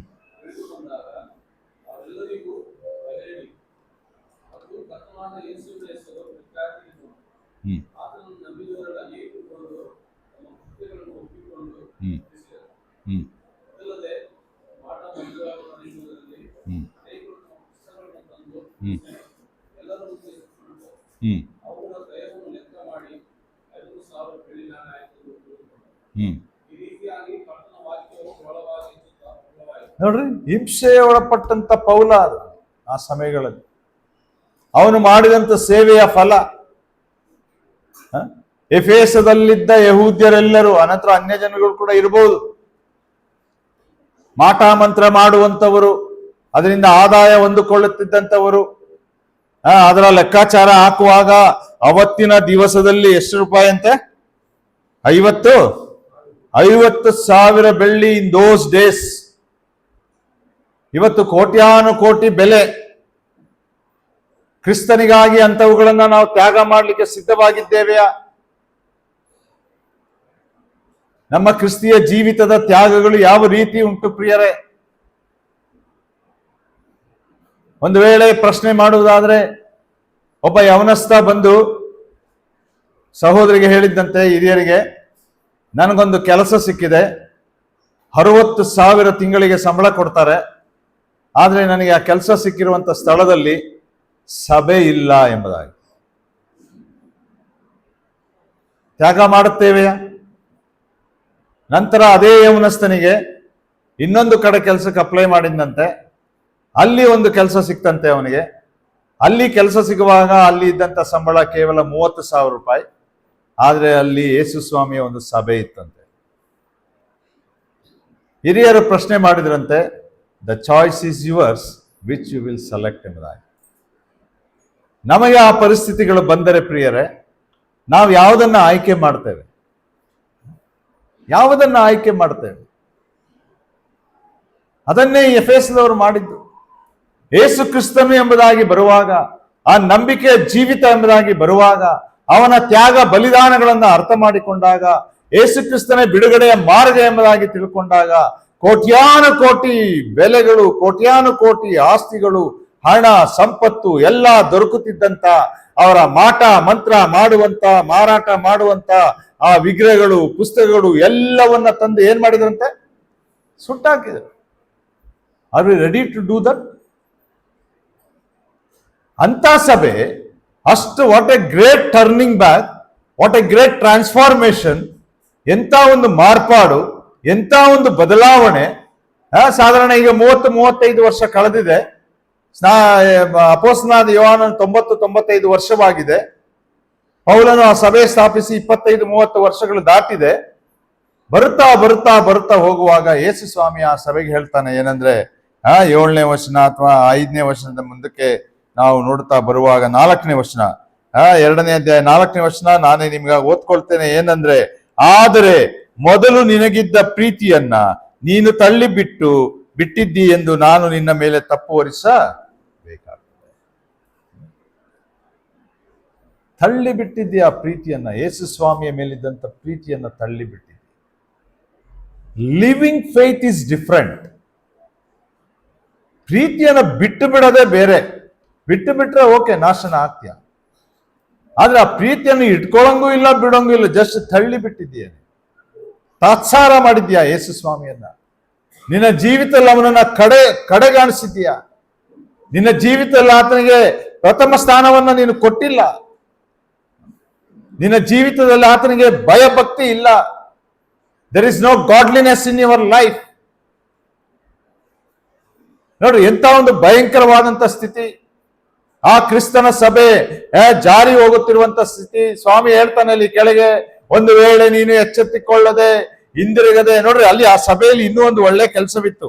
ಅಲ್ಲಿ ಯೇಸು ಸ್ವಾಮಿ ಹೇಳುವಾಗ 3ನೇ ವಚನದಿಂದ ನಾವು ನೋಡ್ತಾ ಬರ್ತೇವೆ, ಅಥವಾ 2ನೇ ವಚನದಿಂದ ನೋಡೋಣ. 2ನೇ ಅಧ್ಯಾಯ 2ನೇ ವಚನ, ನಿನ್ನ ಕೃತ್ಯಗಳನ್ನ ಬಲ್ಲೆನು, ಪ್ರಯಾಸವನ್ನು ತಾಳ್ಮೆಯನ್ನು ಬಲ್ಲೆನು, ನೀನು ದುಷ್ಟರನ್ನು ಸಹಿಸಲಾರಿ, ಅಪೋಸ್ತಲರಲ್ಲದಿದ್ದರೂ ತಮ್ಮನ್ನ ಅಪೋಸ್ತಲರೆಂದು ಹೇಳಿಕೊಳ್ಳುವವರನ್ನ ನೀನು ಪರೀಕ್ಷಿಸಿ ಅವರನ್ನು ಸುಳ್ಳುಗಾರನೆಂದು ಕಂಡುಕೊಂಡು, ನೀನು ತಾಳ್ಮೆಯುಳ್ಳವನಾಗಿ ನನ್ನ ಹೆಸರಿನ ನಿಮಿತ್ತ ಬಾಧೆಯನ್ನು ಸಹಿಸಿಕೊಂಡು ಬೇಸರಗೊಳ್ಳಲಿಲ್ಲ.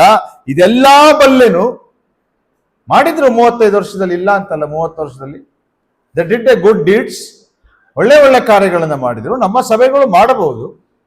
ನಮ್ಮ ಸಭೆಗೆ ಅನೇಕ ಚರಿತ್ರೆಗಳಿರ್ಬೋದು. ನಮ್ಮ ಬೇತೇಲ್ ಬ್ರದರ್ನ್ ಸಭೆ ಮೈಸೂರಿಗೆ 75 ವರ್ಷ ದಾಟಿತ ಆಲ್ರೆಡಿ.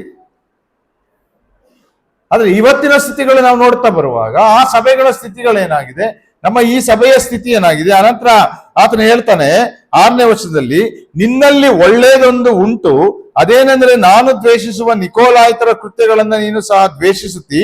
ದೇವರಾತ್ಮನ ಸಭೆಗಳಿಗೆ ಹೇಳುವುದನ್ನ ಕಿವಿಯುಳ್ಳವನು ಕೇಳಲಿ.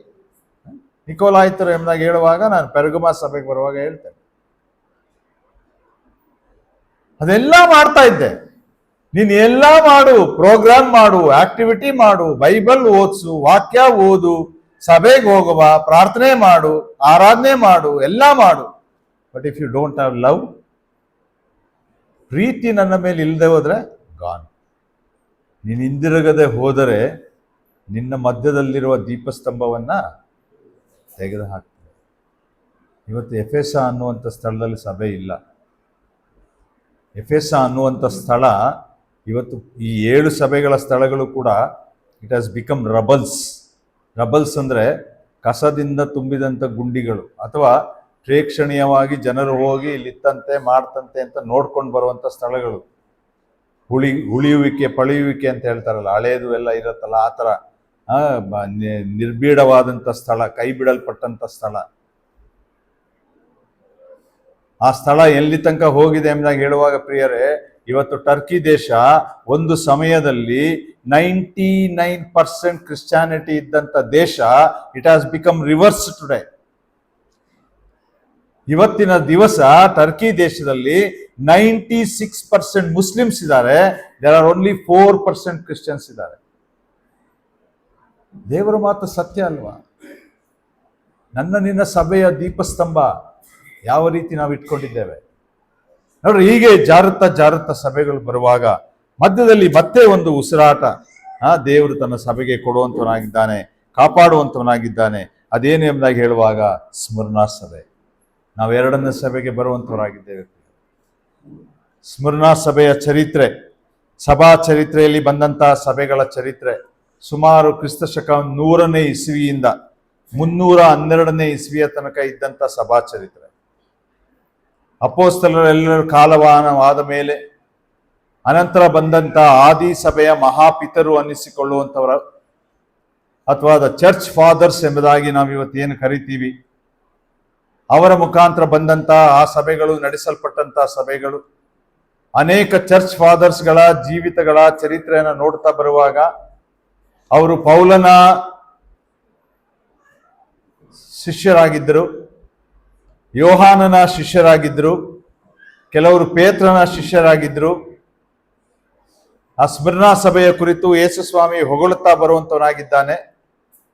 ಆ ಸ್ಮಿರ್ನಾ ಸಭೆ ಬಹಳ ಶಾಂತಿ ಸಮಾಧಾನದಲ್ಲಿ ಇದ್ದಂಥ ಸಭೆಯಲ್ಲ. ಆ ಸ್ಮಿರ್ನಾ ಸಭೆಯಲ್ಲಿ ಅತಿ ಸಂಕಟಗಳಿದ್ದಂತಹ ಸಭೆಗಳು. ಸಮಯ ದೇವರ ವಾಕ್ಯದಲ್ಲಿ ಓದ್ತೇವೆ, ನನಗೆ ಸಮಯವಿಲ್ಲ.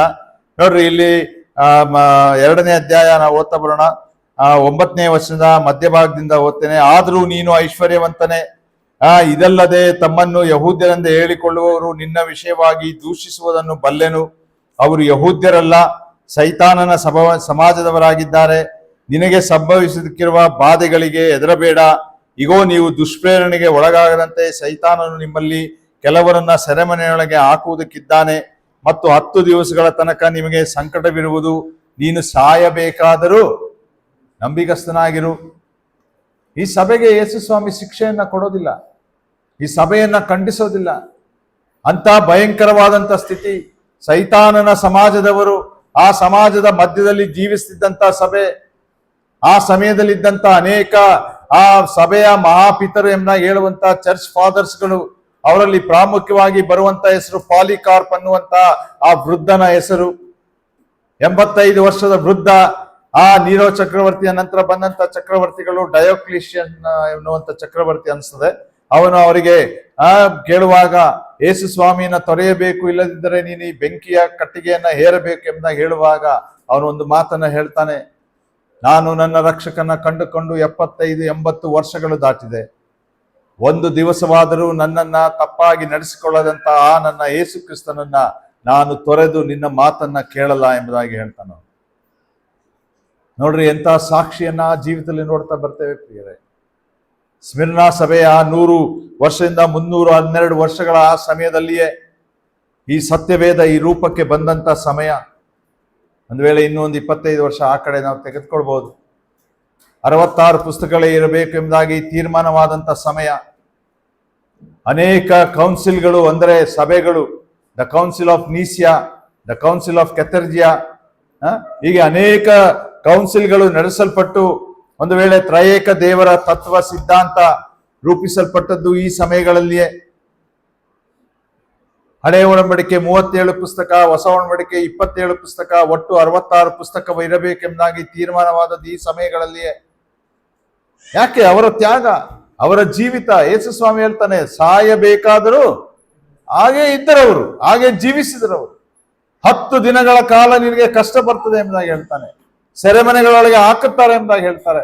ಆ 10 ದಿನ, 1 ದಿನ, 1 ವರ್ಷಕ್ಕಂತೆ ಆ ಡಯೋಕ್ಲೈಟಿಷಿಯನ್ ಅನ್ನುವಂತಹ ಚಕ್ರವರ್ತಿಯ ಸಮಯದಲ್ಲಿ ಅತಿಯಾದಂತ ಈ ಸಭೆಗಳ ಮೇಲೆ ಮಹಾ ಹಿಂಸೆ ಬಂದಂತ ಸಮಯ ಅದು. ಚರಿತ್ರೆ ಹೇಳ್ತದೆ, ಬೈಬಲ್ ಅಲ್ಲಿ ಬರ್ದಿಲ್ಲ. ನೋಡ್ರಿ, ಈಗ ಆ ಸಭಾ ಚರಿತ್ರೆ ಮುಂದುವರಿತಾ ಹೋಗುವಾಗ ನಾವು ಮುಂದಕ್ಕೆ ಬರುವಂತದ್ದೇ ಪೆರ್ಗಮ ಸಭೆ. ಪೆರ್ಗಮ ಸಭೆಯ ಸಭಾ ಚರಿತ್ರೆಯನ್ನು ನಾವು ನೋಡ್ತಾ ಹೋಗುವುದಾದ್ರೆ ಸಾಧಾರಣ 314ನೇ ಇಸ್ವಿಯಿಂದ 590ನೇ ಇಸ್ವಿ ಇರೋ ತನಕ ಇದ್ದಂತ ಸಭಾ ಚರಿತ್ರೆಯನ್ನ ಇಲ್ಲಿ ನೋಡುವಂತರಾಗಿದ್ದೇವೆ. ಪೆರ್ಗಮ ಸಭೆ ಎಂಬುದಾಗಿ ಹೇಳುವಾಗ ನಾವು ಅಲ್ಲಿ ತಿಳಿಯುವಂತ ಒಂದು ಸತ್ಯ ಸಂಗತಿ ಏನು ಎಂಬುದಾಗಿ ಹೇಳುವುದಾದ್ರೆ, ಅವರು ದೇವರ ವಾಕ್ಯವನ್ನ ಕೈಬಿಟ್ಟಂತ ಒಂದು ಸಮಯಗಳು. ಸತ್ಯವಾದ ವಾಕ್ಯ, ಸ್ವಸ್ಥ ಬೋಧನೆ, ಇವುಗಳನ್ನೆಲ್ಲ ಕೈಬಿಟ್ಟಂತ ಒಂದು ಸಮಯ ಎಂಬುದಾಗಿ ನಾವು ಈ ಸಭೆಯ ಚರಿತ್ರೆಯನ್ನ ಕಲಿಯುತ್ತಾ ಹೋಗುವಾಗ ನಾವು ನೋಡ್ತಾ ಬರ್ತೇವೆ. The doctrinal defection entered into the church of Christ. ಕ್ರಿಸ್ತನ ಸಭೆಯೊಳಗೆ ತಪ್ಪಾದ ಬೋಧನೆಗಳು ತೋರಿಸಲ್ಪಟ್ಟಂತಹ ಸಮಯ. Christianity is based on the faith. The Christianity of faith becomes a religion during this period. ಯಾವುದು ನಂಬಿಕೆಯ ಆಧಾರದಲ್ಲಿ ಕ್ರೈಸ್ತತ್ವ ಅನ್ನೋದು ಇತ್ತೋ ಆ ಕ್ರೈಸ್ತತ್ವ ಈ ಸಮಯಗಳಲ್ಲಿ ಒಂದು ಧರ್ಮವಾಗಿ ರೂಪಾಂತರಗೊಳ್ಳುವಂಥದ್ದಾಗಿದೆ. ಈ ಸಭೆಯ ಚರಿತ್ರೆಯ ಸಮಯಗಳಲ್ಲಿಯೇ ರೋಮನ್ ಸಾಮ್ರಾಜ್ಯದಲ್ಲಿ ಚಕ್ರವರ್ತಿಯಾಗಿ ಆಳ್ಲಿಕ್ಕೆ ಬಂದಂತವನು ಕಾನ್ಸ್ಟಂಟೈನ್ ಅನ್ನುವಂಥ ಚಕ್ರವರ್ತಿ. ಕಾನ್ಸ್ಟಂಟೈನ್ ಚಕ್ರವರ್ತಿ ಆತನಿಗೆ ಕಂಡಂತ ಕನಸಿನ ನಿಮಿತ್ತ, ಆತನು ಮಾಡಿದಂತ ಯುದ್ಧದ ನಿಮಿತ್ತ, ಆತನಿಗೆ ದೊರಕಿದಂತ ಜಯದ ನಿಮಿತ್ತ ಅವನಿಗೆ ಒಂದು ಕುರುಡು ನಂಬಿಕೆ ಯೇಸು ಸ್ವಾಮಿಯ ಮೇಲೆ ಬರುವಂತದ್ದಾಗಿರ್ತದೆ. ಅವನು ರಕ್ಷಣಾ ಮಾರ್ಗಕ್ಕೆ ನಡೆಸಲ್ಪಡಲಿಲ್ಲ, ವಿಮೋಚನೆಯ ಮಾರ್ಗವನ್ನ ಅರಿಯಲಿಲ್ಲ, ಹೊಸ ಹುಟ್ಟುವಿಕೆಯ ಆ ಜ್ಞಾನ ಆತನಿಗೆ ಇರಲಿಲ್ಲ. ಅಧಿಕಾರ, ಸಂಪತ್ತು, ಐಶ್ವರ್ಯ ಇವೆಲ್ಲ ಅವನ ಕೈಯಲ್ಲಿ ಎದ್ದಿದ್ದರಿಂದ, ನನಗೆ ಕನಸು ಬಿದ್ದದ್ದರಿಂದ, ಜಯವಾದದ್ದರಿಂದ, ನನಗೆ ದೇಶಗಳು ದೊರಕಿದ್ದರಿಂದ ಅವನು ಮಾಡುವಂತ ಒಂದು ಕಾನೂನು ನಿಯಮ ಏನಂದ್ರೆ, ನನ್ನ ರಾಜ್ಯದ ಎಲ್ಲಾ ಜನರು ಏನಾಗಬೇಕು? ಕ್ರೈಸ್ತರಾಗಬೇಕು. They should all become Christians. Christianity ಅನ್ನೋದನ್ನ ಆತನು makes it a state religion. ಒಂದು ರಾಜ್ಯದ ಧರ್ಮವನ್ನಾಗಿ ಅದನ್ನ ರೂಪಾಂತರ ಪಡಿಸುವಂತವನಾಗಿರ್ತಾನೆ. ಒಬ್ರು ಭಕ್ತರು ಹೀಗೆ ಹೇಳ್ತಾರೆ, it became a fashion for the people to become Christians in those days ಎಂಬುದಾಗಿ. ಆ ದಿನಮಾನಗಳಲ್ಲಿ ಜನರು ಕ್ರೈಸ್ತ ಧರ್ಮಕ್ಕೆ ಸೇರುವಂತದ್ದು ಒಂದು ಫ್ಯಾಷನ್ ಆಗಿ ಹೋಯಿತು ಪ್ರಿಯರೇ. ಯಾವಾಗ ಕ್ರೈಸ್ತ ಧರ್ಮಕ್ಕೆ ಜನರು ಹೊರಗಿನಿಂದ ಬಂದು ಸೇರಿಕೊಳ್ಳಿಕ್ಕೆ ಶುರು ಮಾಡ್ತಾರೋ, ದೇವರ ವಾಕ್ಯ ಅವರ ಮಧ್ಯದಲ್ಲಿಂದ ಹೊರಗಡೆ ಹೋಗುವಂಥದ್ದಾಗಿರ್ತದೆ. ಆ ರೀತಿ ಬಂದಂತ ಜನರು ತಾವು ಮಾಡುತ್ತಿದ್ದಂತ ಪೂಜೆಗಳು, ತಾವು ಮಾಡುತ್ತಿದ್ದಂತ ಪುನಸ್ಕಾರಗಳು, ತಾವು ಮಾಡುತ್ತಿದ್ದ ವಿಧಿವಿಧಾನಗಳನ್ನ ಅದನ್ನ ತಂದು ಸಭೆಯ ಒಳಗೆ ನುಸುಳಲಿಕ್ಕೆ ಪ್ರಯತ್ನ ಪಡಿಸುವಂತವರಾಗಿದ್ದಾರೆ. ಈ ಕಾಲದಲ್ಲಿಯೇ ಪ್ರಿಯರೇ ಕಾನ್ಸ್ಟಂಟೈನ್ ಚಕ್ರವರ್ತಿ ಸುಮಾರು 324 ಇಸ್ವಿಯಲ್ಲಿ ಚಕ್ರವರ್ತಿಯಾಗಿ ಆಳಿದಂಥವನು. ಆತನು ಆಳಿದಂಥ ಸಮಯಗಳಲ್ಲಿಯೇ ಒಂದು ವೇಳೆ ಇವತ್ತು ರೋಮನ್ ಕ್ಯಾಥಲಿಸಮ್ ಅಲ್ಲಿರುವಂತ ಅನೇಕ ತಪ್ಪಾದಂತ ಹಬ್ಬಗಳು, ಆಚರಣೆಗಳು, ಪದ್ಧತಿಗಳು, ಈ ಸಂಗತಿಗಳನ್ನ ನಾವು ನೋಡುವಂತವರಾಗಿದ್ದೇವೆ. ನೋಡ್ರಿ, ಅಲ್ಲಿ ಆತನ ಹೇಳ್ತಾ ಬರ್ತಾನೆ ಯೇಸು ಸ್ವಾಮಿ 12ನೇ ವರ್ಷದಿಂದ ನೋಡ್ತಾ ಬರುವಾಗ 13ನೇ ವರ್ಷದಿಂದ ನೀನು ವಾಸ ಮಾಡುವ ಸ್ಥಳವನ್ನ ಬಲ್ಲೆನು, ಅದು ಸೈತಾನನ ಸಿಂಹಾಸನವಿರುವ ಸ್ಥಳವಾಗಿದೆ.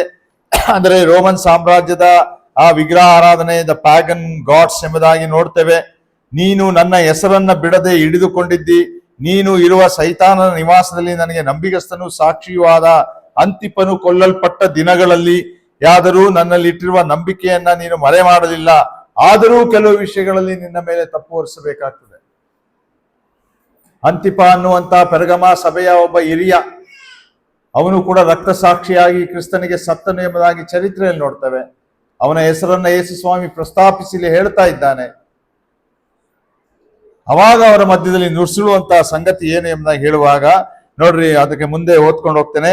ವಿಗ್ರಹಕ್ಕೆ 14ನೇ ವರ್ಷದ ಮುಂದಕ್ಕೆ, ವಿಗ್ರಹಕ್ಕೆ ನೈವೇದ್ಯ ಮಾಡಿದ ಪದಾರ್ಥಗಳನ್ನ ತಿನ್ನುವುದರಲ್ಲಿಯೂ ಜಾರತ್ವ ಮಾಡುವುದರಲ್ಲಿಯೂ ಇಸ್ರಾಯೇಲರು ಮುಗ್ಗರಿಸಿ ಬೀಳಬೇಕೆಂದು ಬೀಳಾಮನು ಬಾಲಾಕನಿಗೆ ಹೇಳಿದ ದುರ್ಬೋಧನೆಯನ್ನು ಅವಲಂಬಿಸಿರುವವರು ನಿನ್ನಲ್ಲಿದ್ದಾರೆ. ಹಾಗೆಯೇ ನಿಕೋಲಾಯ್ತರ ಬೋಧನೆಯನ್ನ ಅವಲಂಬಿಸಿದವರು ನಿಮ್ಮಲ್ಲಿದ್ದಾರೆ. ಆದದ್ದರಿಂದ ದೇವರ ಕಡೆಗೆ ತಿರುಗಿಕೋ.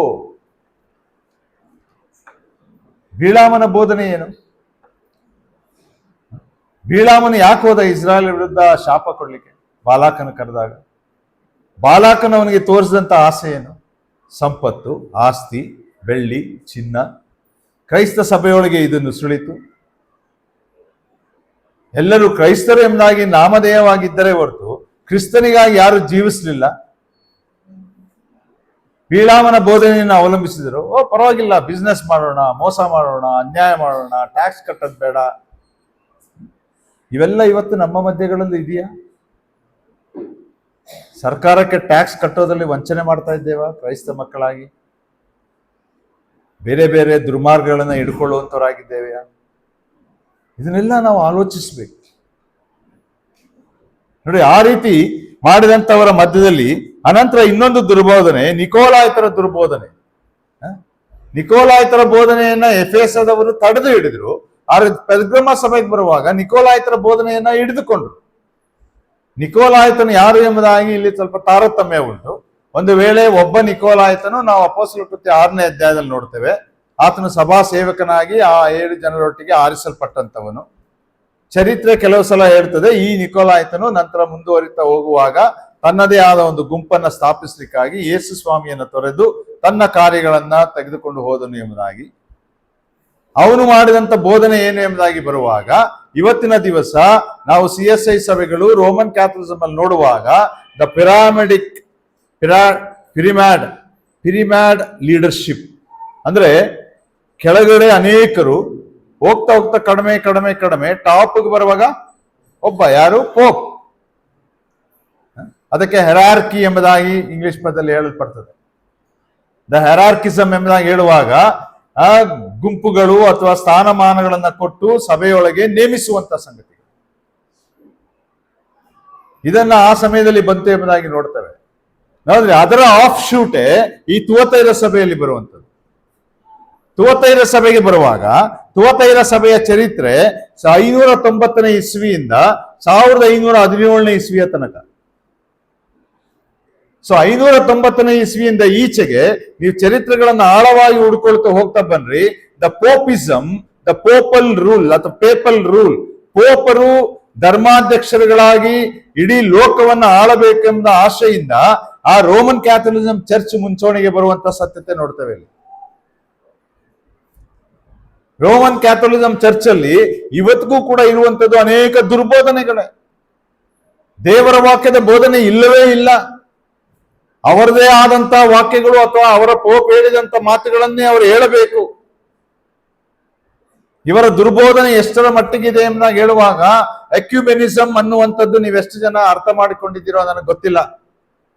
ಎಕ್ಯುಮಿನಿಸಂ ಎಂಬುದಾಗಿ ಹೇಳುವಾಗ ಎಲ್ಲಾ ಧರ್ಮಗಳು ಒಂದೇ, ಆ ಹೋರಾಟದಲ್ಲಿ ನಾವು ಮುಂದೆ ಹೋಗೋಣ ಎಂಬುದಾಗಿ. ಆ ಎಕ್ಯುಮಿನಿಸಂ ಕ್ರೈಸ್ತತ್ವದಲ್ಲಿ ಬಂದಿದೆ. ಆ ಕ್ರೈಸ್ತತ್ವದ ಎಕ್ಯುಮಿನಿಸಂ ಎಂದಾಗ ಏನು ಎಂಬುದಾಗಿ ಹೇಳುವಾಗ ಅವ್ರು ಹೇಳುವಂತದ್ದೇ, ಯಾವುದೇ ಗುಂಪುಗಳಿರ್ಲಿ, ಡಿನಾಮಿನೇಷನ್ಗಳಿರ್ಲಿ, ಅದನ್ನೆಲ್ಲ ಬಿಟ್ಬಿಡೋಣ, ಎಲ್ಲರೂ ಒಟ್ಟಿಗಾಗಿ ಹೋಗೋಣ. No, we can't go. ದೇವರ ವಾಕ್ಯದ ಆಧಾರವಿಲ್ಲದ ಸಭೆಗಳೊಂದಿಗೆ ವಿಜೋಡಾಗಿ ನಾವು ಹೋಗ್ಲಿಕ್ಕೆ ಸಾಧ್ಯವೇ ಇಲ್ಲ. ಯಾಕಂದ್ರೆ ಆ ದೇವರ ಅನ್ಯೋನ್ಯತೆ, ಕ್ರಿಸ್ತನ ರಕ್ತದ ಮೂಲಕ ಕಲ್ಪಿಸಿಕೊಟ್ಟಂತ ಅನ್ಯೋನ್ಯತೆ, ಆರಾಧನೆ, ಇವಕ್ಕೆಲ್ಲ ಆಧಾರವಾಗಿರುವಂತದ್ದೇ ದ ಡಾಕ್ಟ್ರಿನಲ್ ಟೀಚಿಂಗ್ಸ್. ಸ್ವಸ್ಥ ಬೋಧನೆಗಳು ಅವುಗಳಿಗೆ ಆಧಾರವಾಗಿದೆ ಪ್ರಿಯರೇ. ಆ ಸ್ವಸ್ಥ ಬೋಧನೆಯ ಆಧಾರವಿಲ್ಲದಂತ ಅನೇಕ ಸಭೆಗಳು. ನಮ್ಮ ಯವನಸ್ಥರು ಪ್ರಶ್ನೆ ಬಂದು ಕೇಳ್ತಾರೆ ನಮಗೆ, ಅಂಕಲ್, ನನ್ನ ಫ್ರೆಂಡ್ ಪೆಂಟಿಕಾಸ್ಟ್ ಇಂದ ಬಂದಿದ್ದ, ನೀವು ರೊಟ್ಟಿ ಕೊಡ್ಲಿಲ್ಲ, ದ್ರಾಕ್ಷಾರಸ ಕೊಡ್ಲಿಲ್ಲ, ಅವನಿಗೆ ಅಪಮಾನ ಆಯ್ತು. No, we can't give. ನಾನು ಬಹಳ ಕಟುವಾಗಿ ನಿಮಗೆ ಕಾಣಿಸ್ಬೋದು, ಆದ್ರೆ ದೇವರ ವಾಕ್ಯ ಸ್ಪಷ್ಟವಾಗಿ ಹೇಳ್ತದೆ, ಅನ್ಯೋನ್ಯತೆಯಲ್ಲಿ ಕ್ರಮವಿಲ್ಲದವರೊಟ್ಟಿಗೆ ನಾವು ಸೇರಿ ಆರಾಧನೆ ಮಾಡ್ಲಿಕ್ಕೆ ಆಗೋಲ್ಲ. ಆ ರೀತಿಯಾದಂತ ಸಂಗತಿಗಳು ಈ ರೋಮನ್ ಕ್ಯಾಥಲಿಸಂ ಅಲ್ಲಿ ಬರ್ತದೆ. ರೋಮನ್ ಕ್ಯಾಥಲಿಸಂ ಅಲ್ಲಿ ತನಕ ಮುಂದುವರೆದುಕೊಂಡು ಹೋಗಿ ಬರುವಂತದ್ದೇ ನೆಕ್ಸ್ಟ್ ಸಾರ್ದಿಸ್ ಸಭೆ. ನನಗೆ ಸಮಯವಿಲ್ಲದ್ರಿಂದ ಡೀಟೇಲ್ ಆಗಿ ನಾನು ಹೋಗ್ತಾ ಇಲ್ಲ. ಸಾರ್ದಿಸ್ ಸಭೆ ನೋಡ್ತಾ ಬರುವಾಗ 3ನೇ ಅಧ್ಯಾಯ ಸಾರ್ದಿಸ್ ಸಭೆಗೆ ಬರೋಣ. ಈಗ ಸಾರ್ದಿಸ್ ಸಭೆಯ ವಾಕ್ಯವನ್ನೇ ನಾವು ಓದಿದಂಥದ್ದು. ಸಾರ್ದಿಸ್ ಸಭೆ 3ನೇ ಅಧ್ಯಾಯ 1ನೇ ವಚನದಿಂದ ಯಾರಾದ್ರೂ ಓದಿ ದಯವಿಟ್ಟು.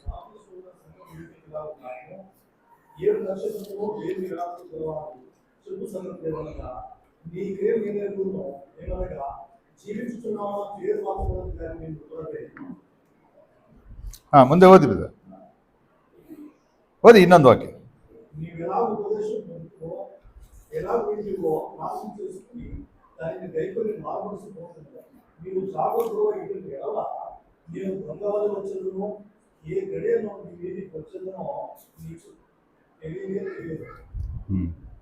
ಸಾಕು. ಇಲ್ಲಿ ನಾವು ನೋಡ್ತೇವೆ ಈಗ ಸಾರ್ದಿಸ್ ಸಭೆಯ ಒಂದು ಚರಿತ್ರೆ. ಈ ಸಾರ್ದಿಸ್ ಸಭೆಯ ಚರಿತ್ರೆ ನಾವು ಕಲಿತಾ ಹೋಗುವಾಗ ಸಾಧಾರಣ 1505ನೇ ಇಸ್ವಿ ಅಥವಾ 1510ನೇ ಇಸ್ವಿಯಿಂದ 1800ನೇ ಇಸ್ವಿಯ ತನಕ ಇದ್ದಂಥ ಸಭಾ ಚರಿತ್ರೆಗಳು. ನಾವು ಸಭಾ ಚರಿತ್ರೆಯಲ್ಲಿ ಆಳವಾಗಿ ಕಲಿಯುತ್ತಾ ಬರುವುದಾದರೆ ರೋಮನ್ ಕ್ಯಾಥಲಿಸಂ ಆದಮೇಲೆ ಬಂದಂಥದ್ದೇ ಯಾವುದು? ಪ್ರೊಟೆಸ್ಟೆಂಟಿಸಂ, ನಾಮಧೇಯ ಕ್ರೈಸ್ತತ್ವ ಇವತ್ತಿರುವಂಥದ್ದು. ನಾವು ಯಾರನ್ನ ಪ್ರೊಟೆಸ್ಟೆಂಟ್ಸ್ ಎಂಬುದಾಗಿ ಕರಿತೀವೋ, ಒಂದು ವೇಳೆ ಬ್ರದರನ್ಸ್ ಕೂಡ ಪ್ರೊಟೆಸ್ಟೆಂಟ್ಸ್ ಅಡಿಯಲ್ಲೇ ಒಂದು ಗುಂಪು ಎಂಬುದಾಗಿ ನಾವು ವಿಂಗಡಿಸ್ತೇವೆ, ಅದು ಗುರುತಿಸ್ಲಿಕ್ಕೆ ಅಷ್ಟೇ. ಆದರೆ ನಮಗೂ ಅವ್ರಿಗೆ ಯಾವ ಸಂಬಂಧನೇ ಇಲ್ಲ.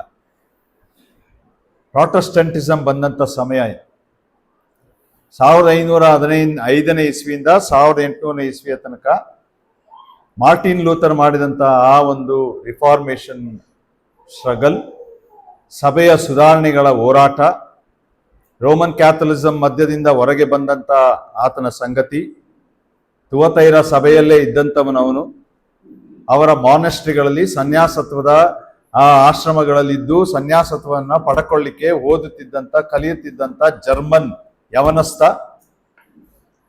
ರೋಮಾಪುರದ ಪತ್ರಿಕೆ ಅವನ ಕೈಗೆ ಸಿಗುವಾಗ ರಕ್ಷಣೆ ಅನ್ನುವಂಥ ಸತ್ಯತೆ ಅವನಿಗೆ ಅರ್ಥವಾಗ್ತದೆ.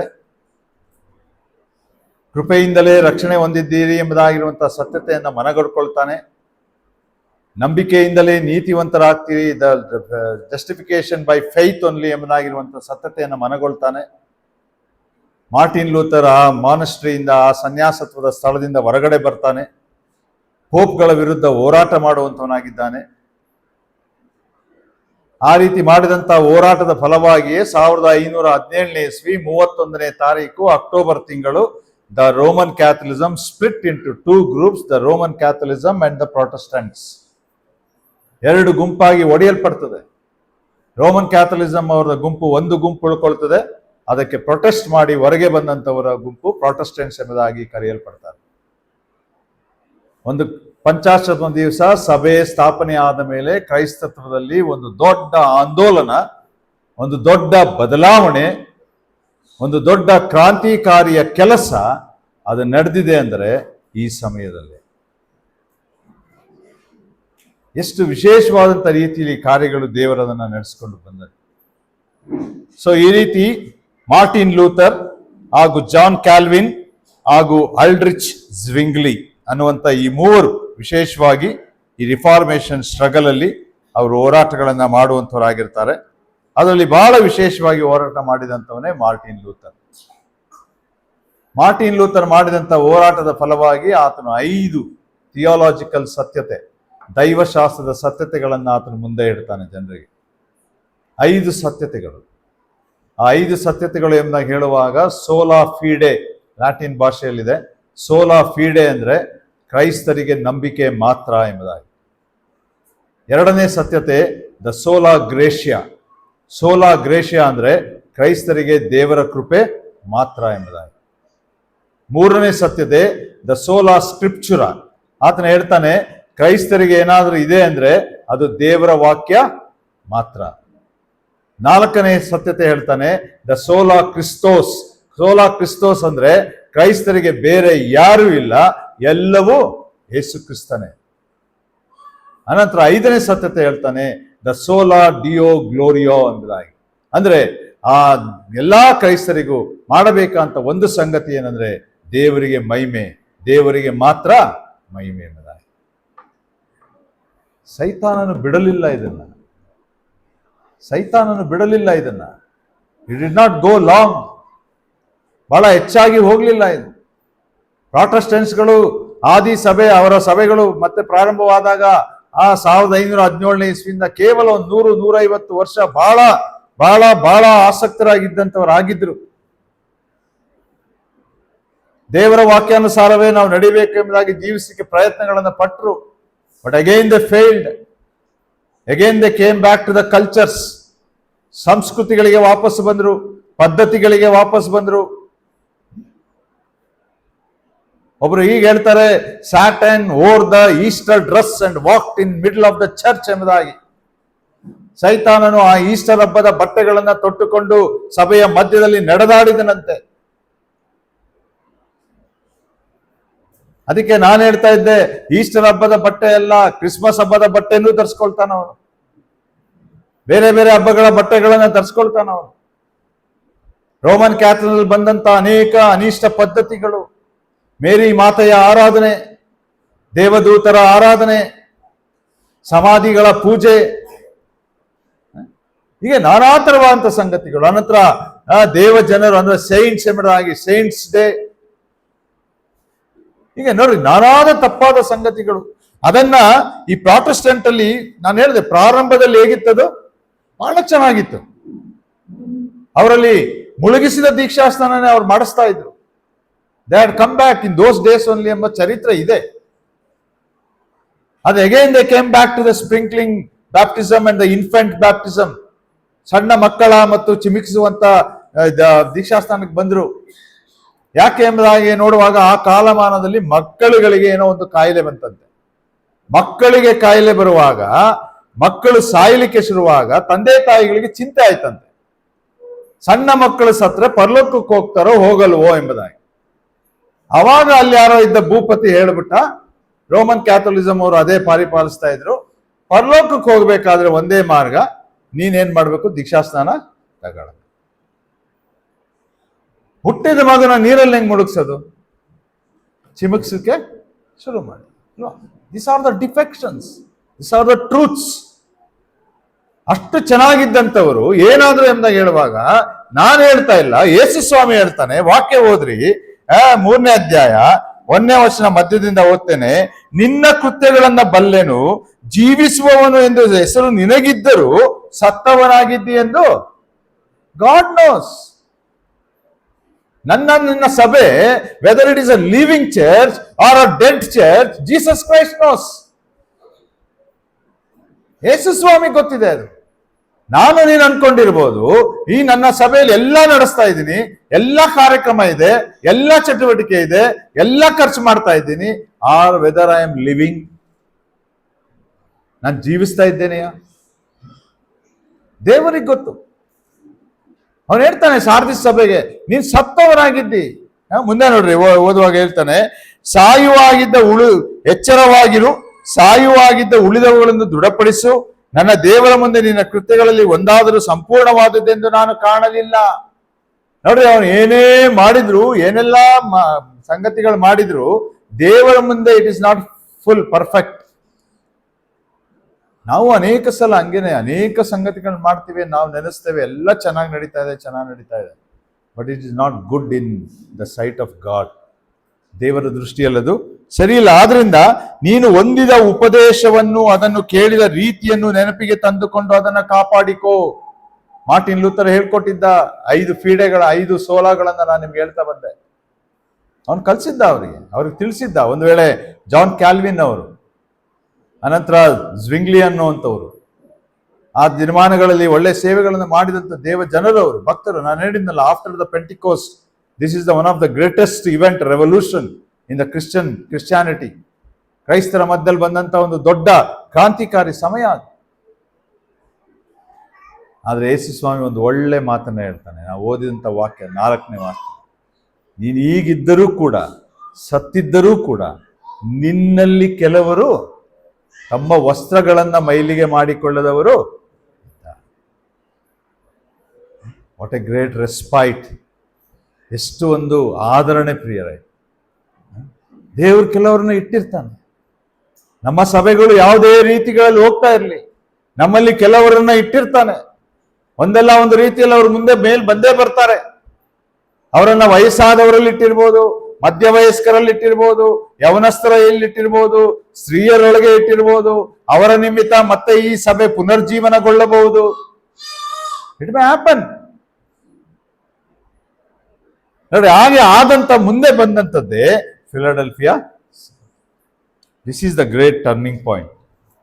ಕ್ರೈಸ್ತ ಚರಿತ್ರೆಯಲ್ಲಿ ಅತಿ ವಿಶೇಷವಾದಂಥ ಒಂದು ದೊಡ್ಡ ಬದಲಾವಣೆಯ ಸಮಯ.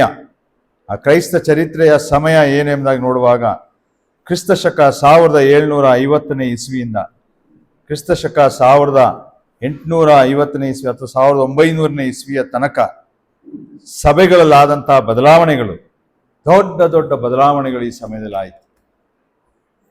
1750ನೇ ಇಸ್ವಿಯಿಂದ 1900ನೇ ಇಸ್ವಿಯ ತನಕ ಆದಂತಹ ಬದಲಾವಣೆ ಫಿಲಡೆಲ್ಫಿಯಾ ಸಭೆಯ ಚರಿತ್ರೆ ಅದನ್ನು ಹೇಳ್ತದೆ.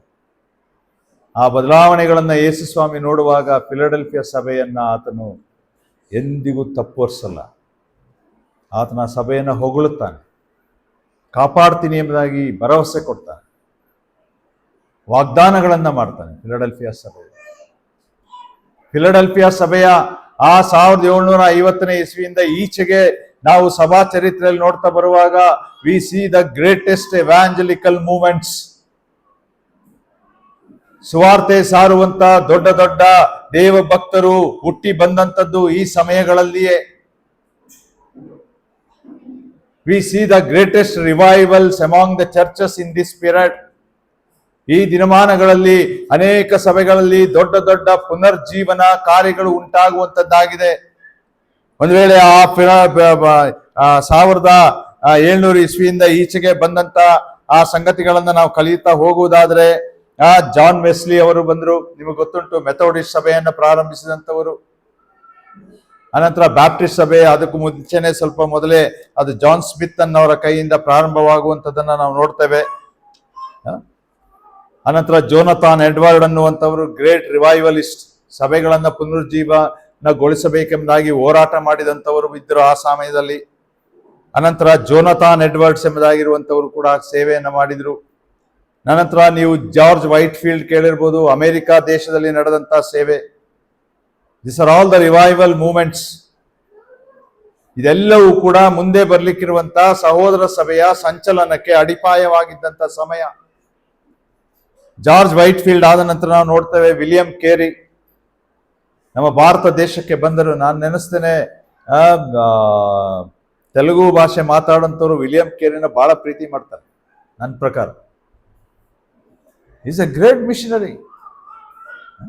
Is from the Baptist background. ಅವರು ಬ್ಯಾಪ್ಟಿಸ್ಟ್ ಇಂದ ಬಂದರೂ ಕೂಡ ಅವ್ರು ಮಾಡಿದಂಥ ಸೇವೆ, ಅವ್ರು ಮಾಡಿದಂಥ ತ್ಯಾಗ.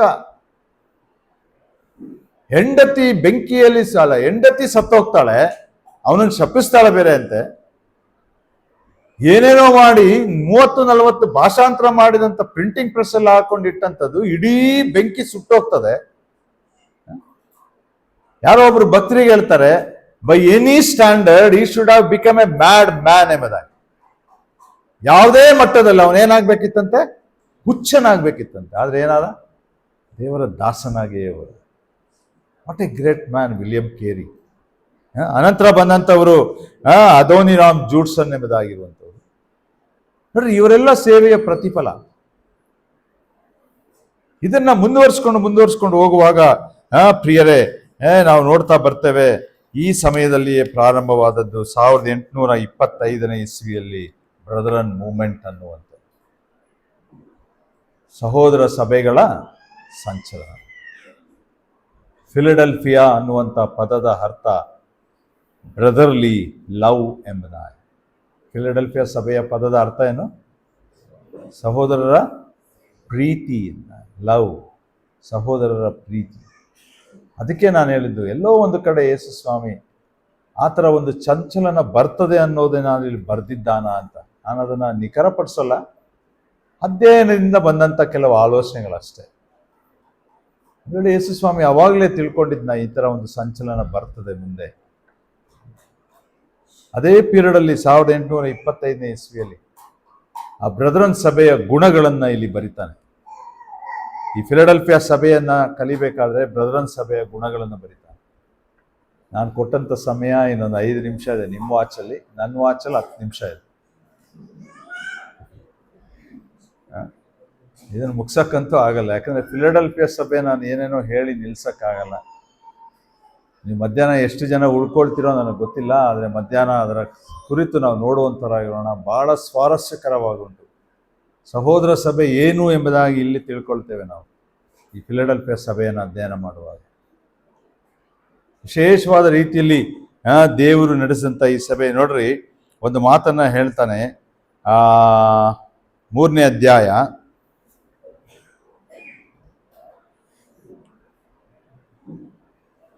11ನೇ ವಚನ ಓದಿ.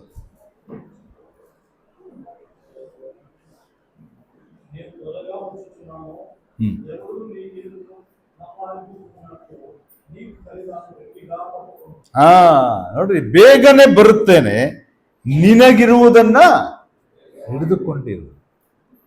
ಏನು ಬ್ರದರನ್ ಸಭೆಗಿರುವುದೇನು? ದೇವರ ವಾಕ್ಯ, ಸ್ವಸ್ಥ ಬೋಧನೆ. ಸ್ವಾಮಿ ಎಚ್ಚರಿಸ್ತಾ ಇದ್ದಾನೆ. ಬಹಳ ದುಃಖಪ್ರಿಯರೇ, ಇವತ್ತು ಸಹೋದರ ಸಭೆಗಳು ಕೂಡ ಆ ವಾಕ್ಯವನ್ನು ಬಿಟ್ಟು ಬಿಡ್ತಾ ಇದೆ. ಆ ವಾಕ್ಯವನ್ನು ಡೈಲ್ಯೂಟ್ ಮಾಡ್ತಾ ಇದೆ. ಡೈಲ್ಯೂಟ್ ಅಂದ್ರೆ ಬಹಳ ಗಟ್ಟಿ ಸಾಂಬಾರಿಗೂ ತಿಳಿ ಸಾಂಬಾರಿಗೂ ವ್ಯತ್ಯಾಸ ಗೊತ್ತಲ್ಲ. ತಿಳಿ ಮಾಡ್ತಾ ಇದೆ ಅದನ್ನ. ಎಲ್ಲಿ ಬೇಕೋ ಅನುಕೂಲಕ್ಕೆ ತಕ್ಕ ಹಾಗೆ ವಾಕ್ಯಗಳನ್ನು ಉಪಯೋಗಿಸ್ಕೊಳ್ತಾ ಇದೆ ಇವತ್ತು ಸಹೋದರ ಸಭೆಗಳು. ವಿಶೇಷವಾಗಿ ಮದುವೆಯ ಸಮಯಗಳಲ್ಲಿ ಬೇಕಾದಂತ ನಮ್ಮ ತೀರ್ಮಾನಗಳು. ಎಷ್ಟು ಭಯಂಕರವಾದ ಸ್ಥಿತಿಗೆ ನಾವು ಹೋಗ್ತಾ ಇದ್ದೇವೆ. ವಾಚ್ಮೆನ್ ನೀ ಅನ್ನುವಂಥವ್ರು ಪೆಂಟಿಕೋಸ್ಟಲ್ ಮ್ಯಾನ್.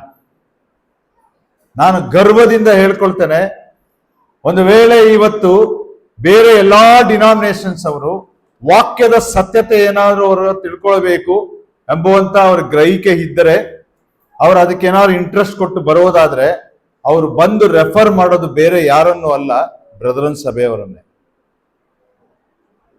ಬ್ರದರನ್ ಸಭೆಯ ಅನೇಕ ದೈವಶಾಸ್ತ್ರಜ್ಞರು, ಅನೇಕ ದೊಡ್ಡ ದೊಡ್ಡ ಬೋಧಕರುಗಳು, ನುರಿತ ಸಭಾ ಹಿರಿಯರುಗಳು ಇವರನ್ನ ಬಂದು ಕನ್ಸಲ್ಟ್ ಮಾಡ್ತಾರೆ ಅನೇಕರು.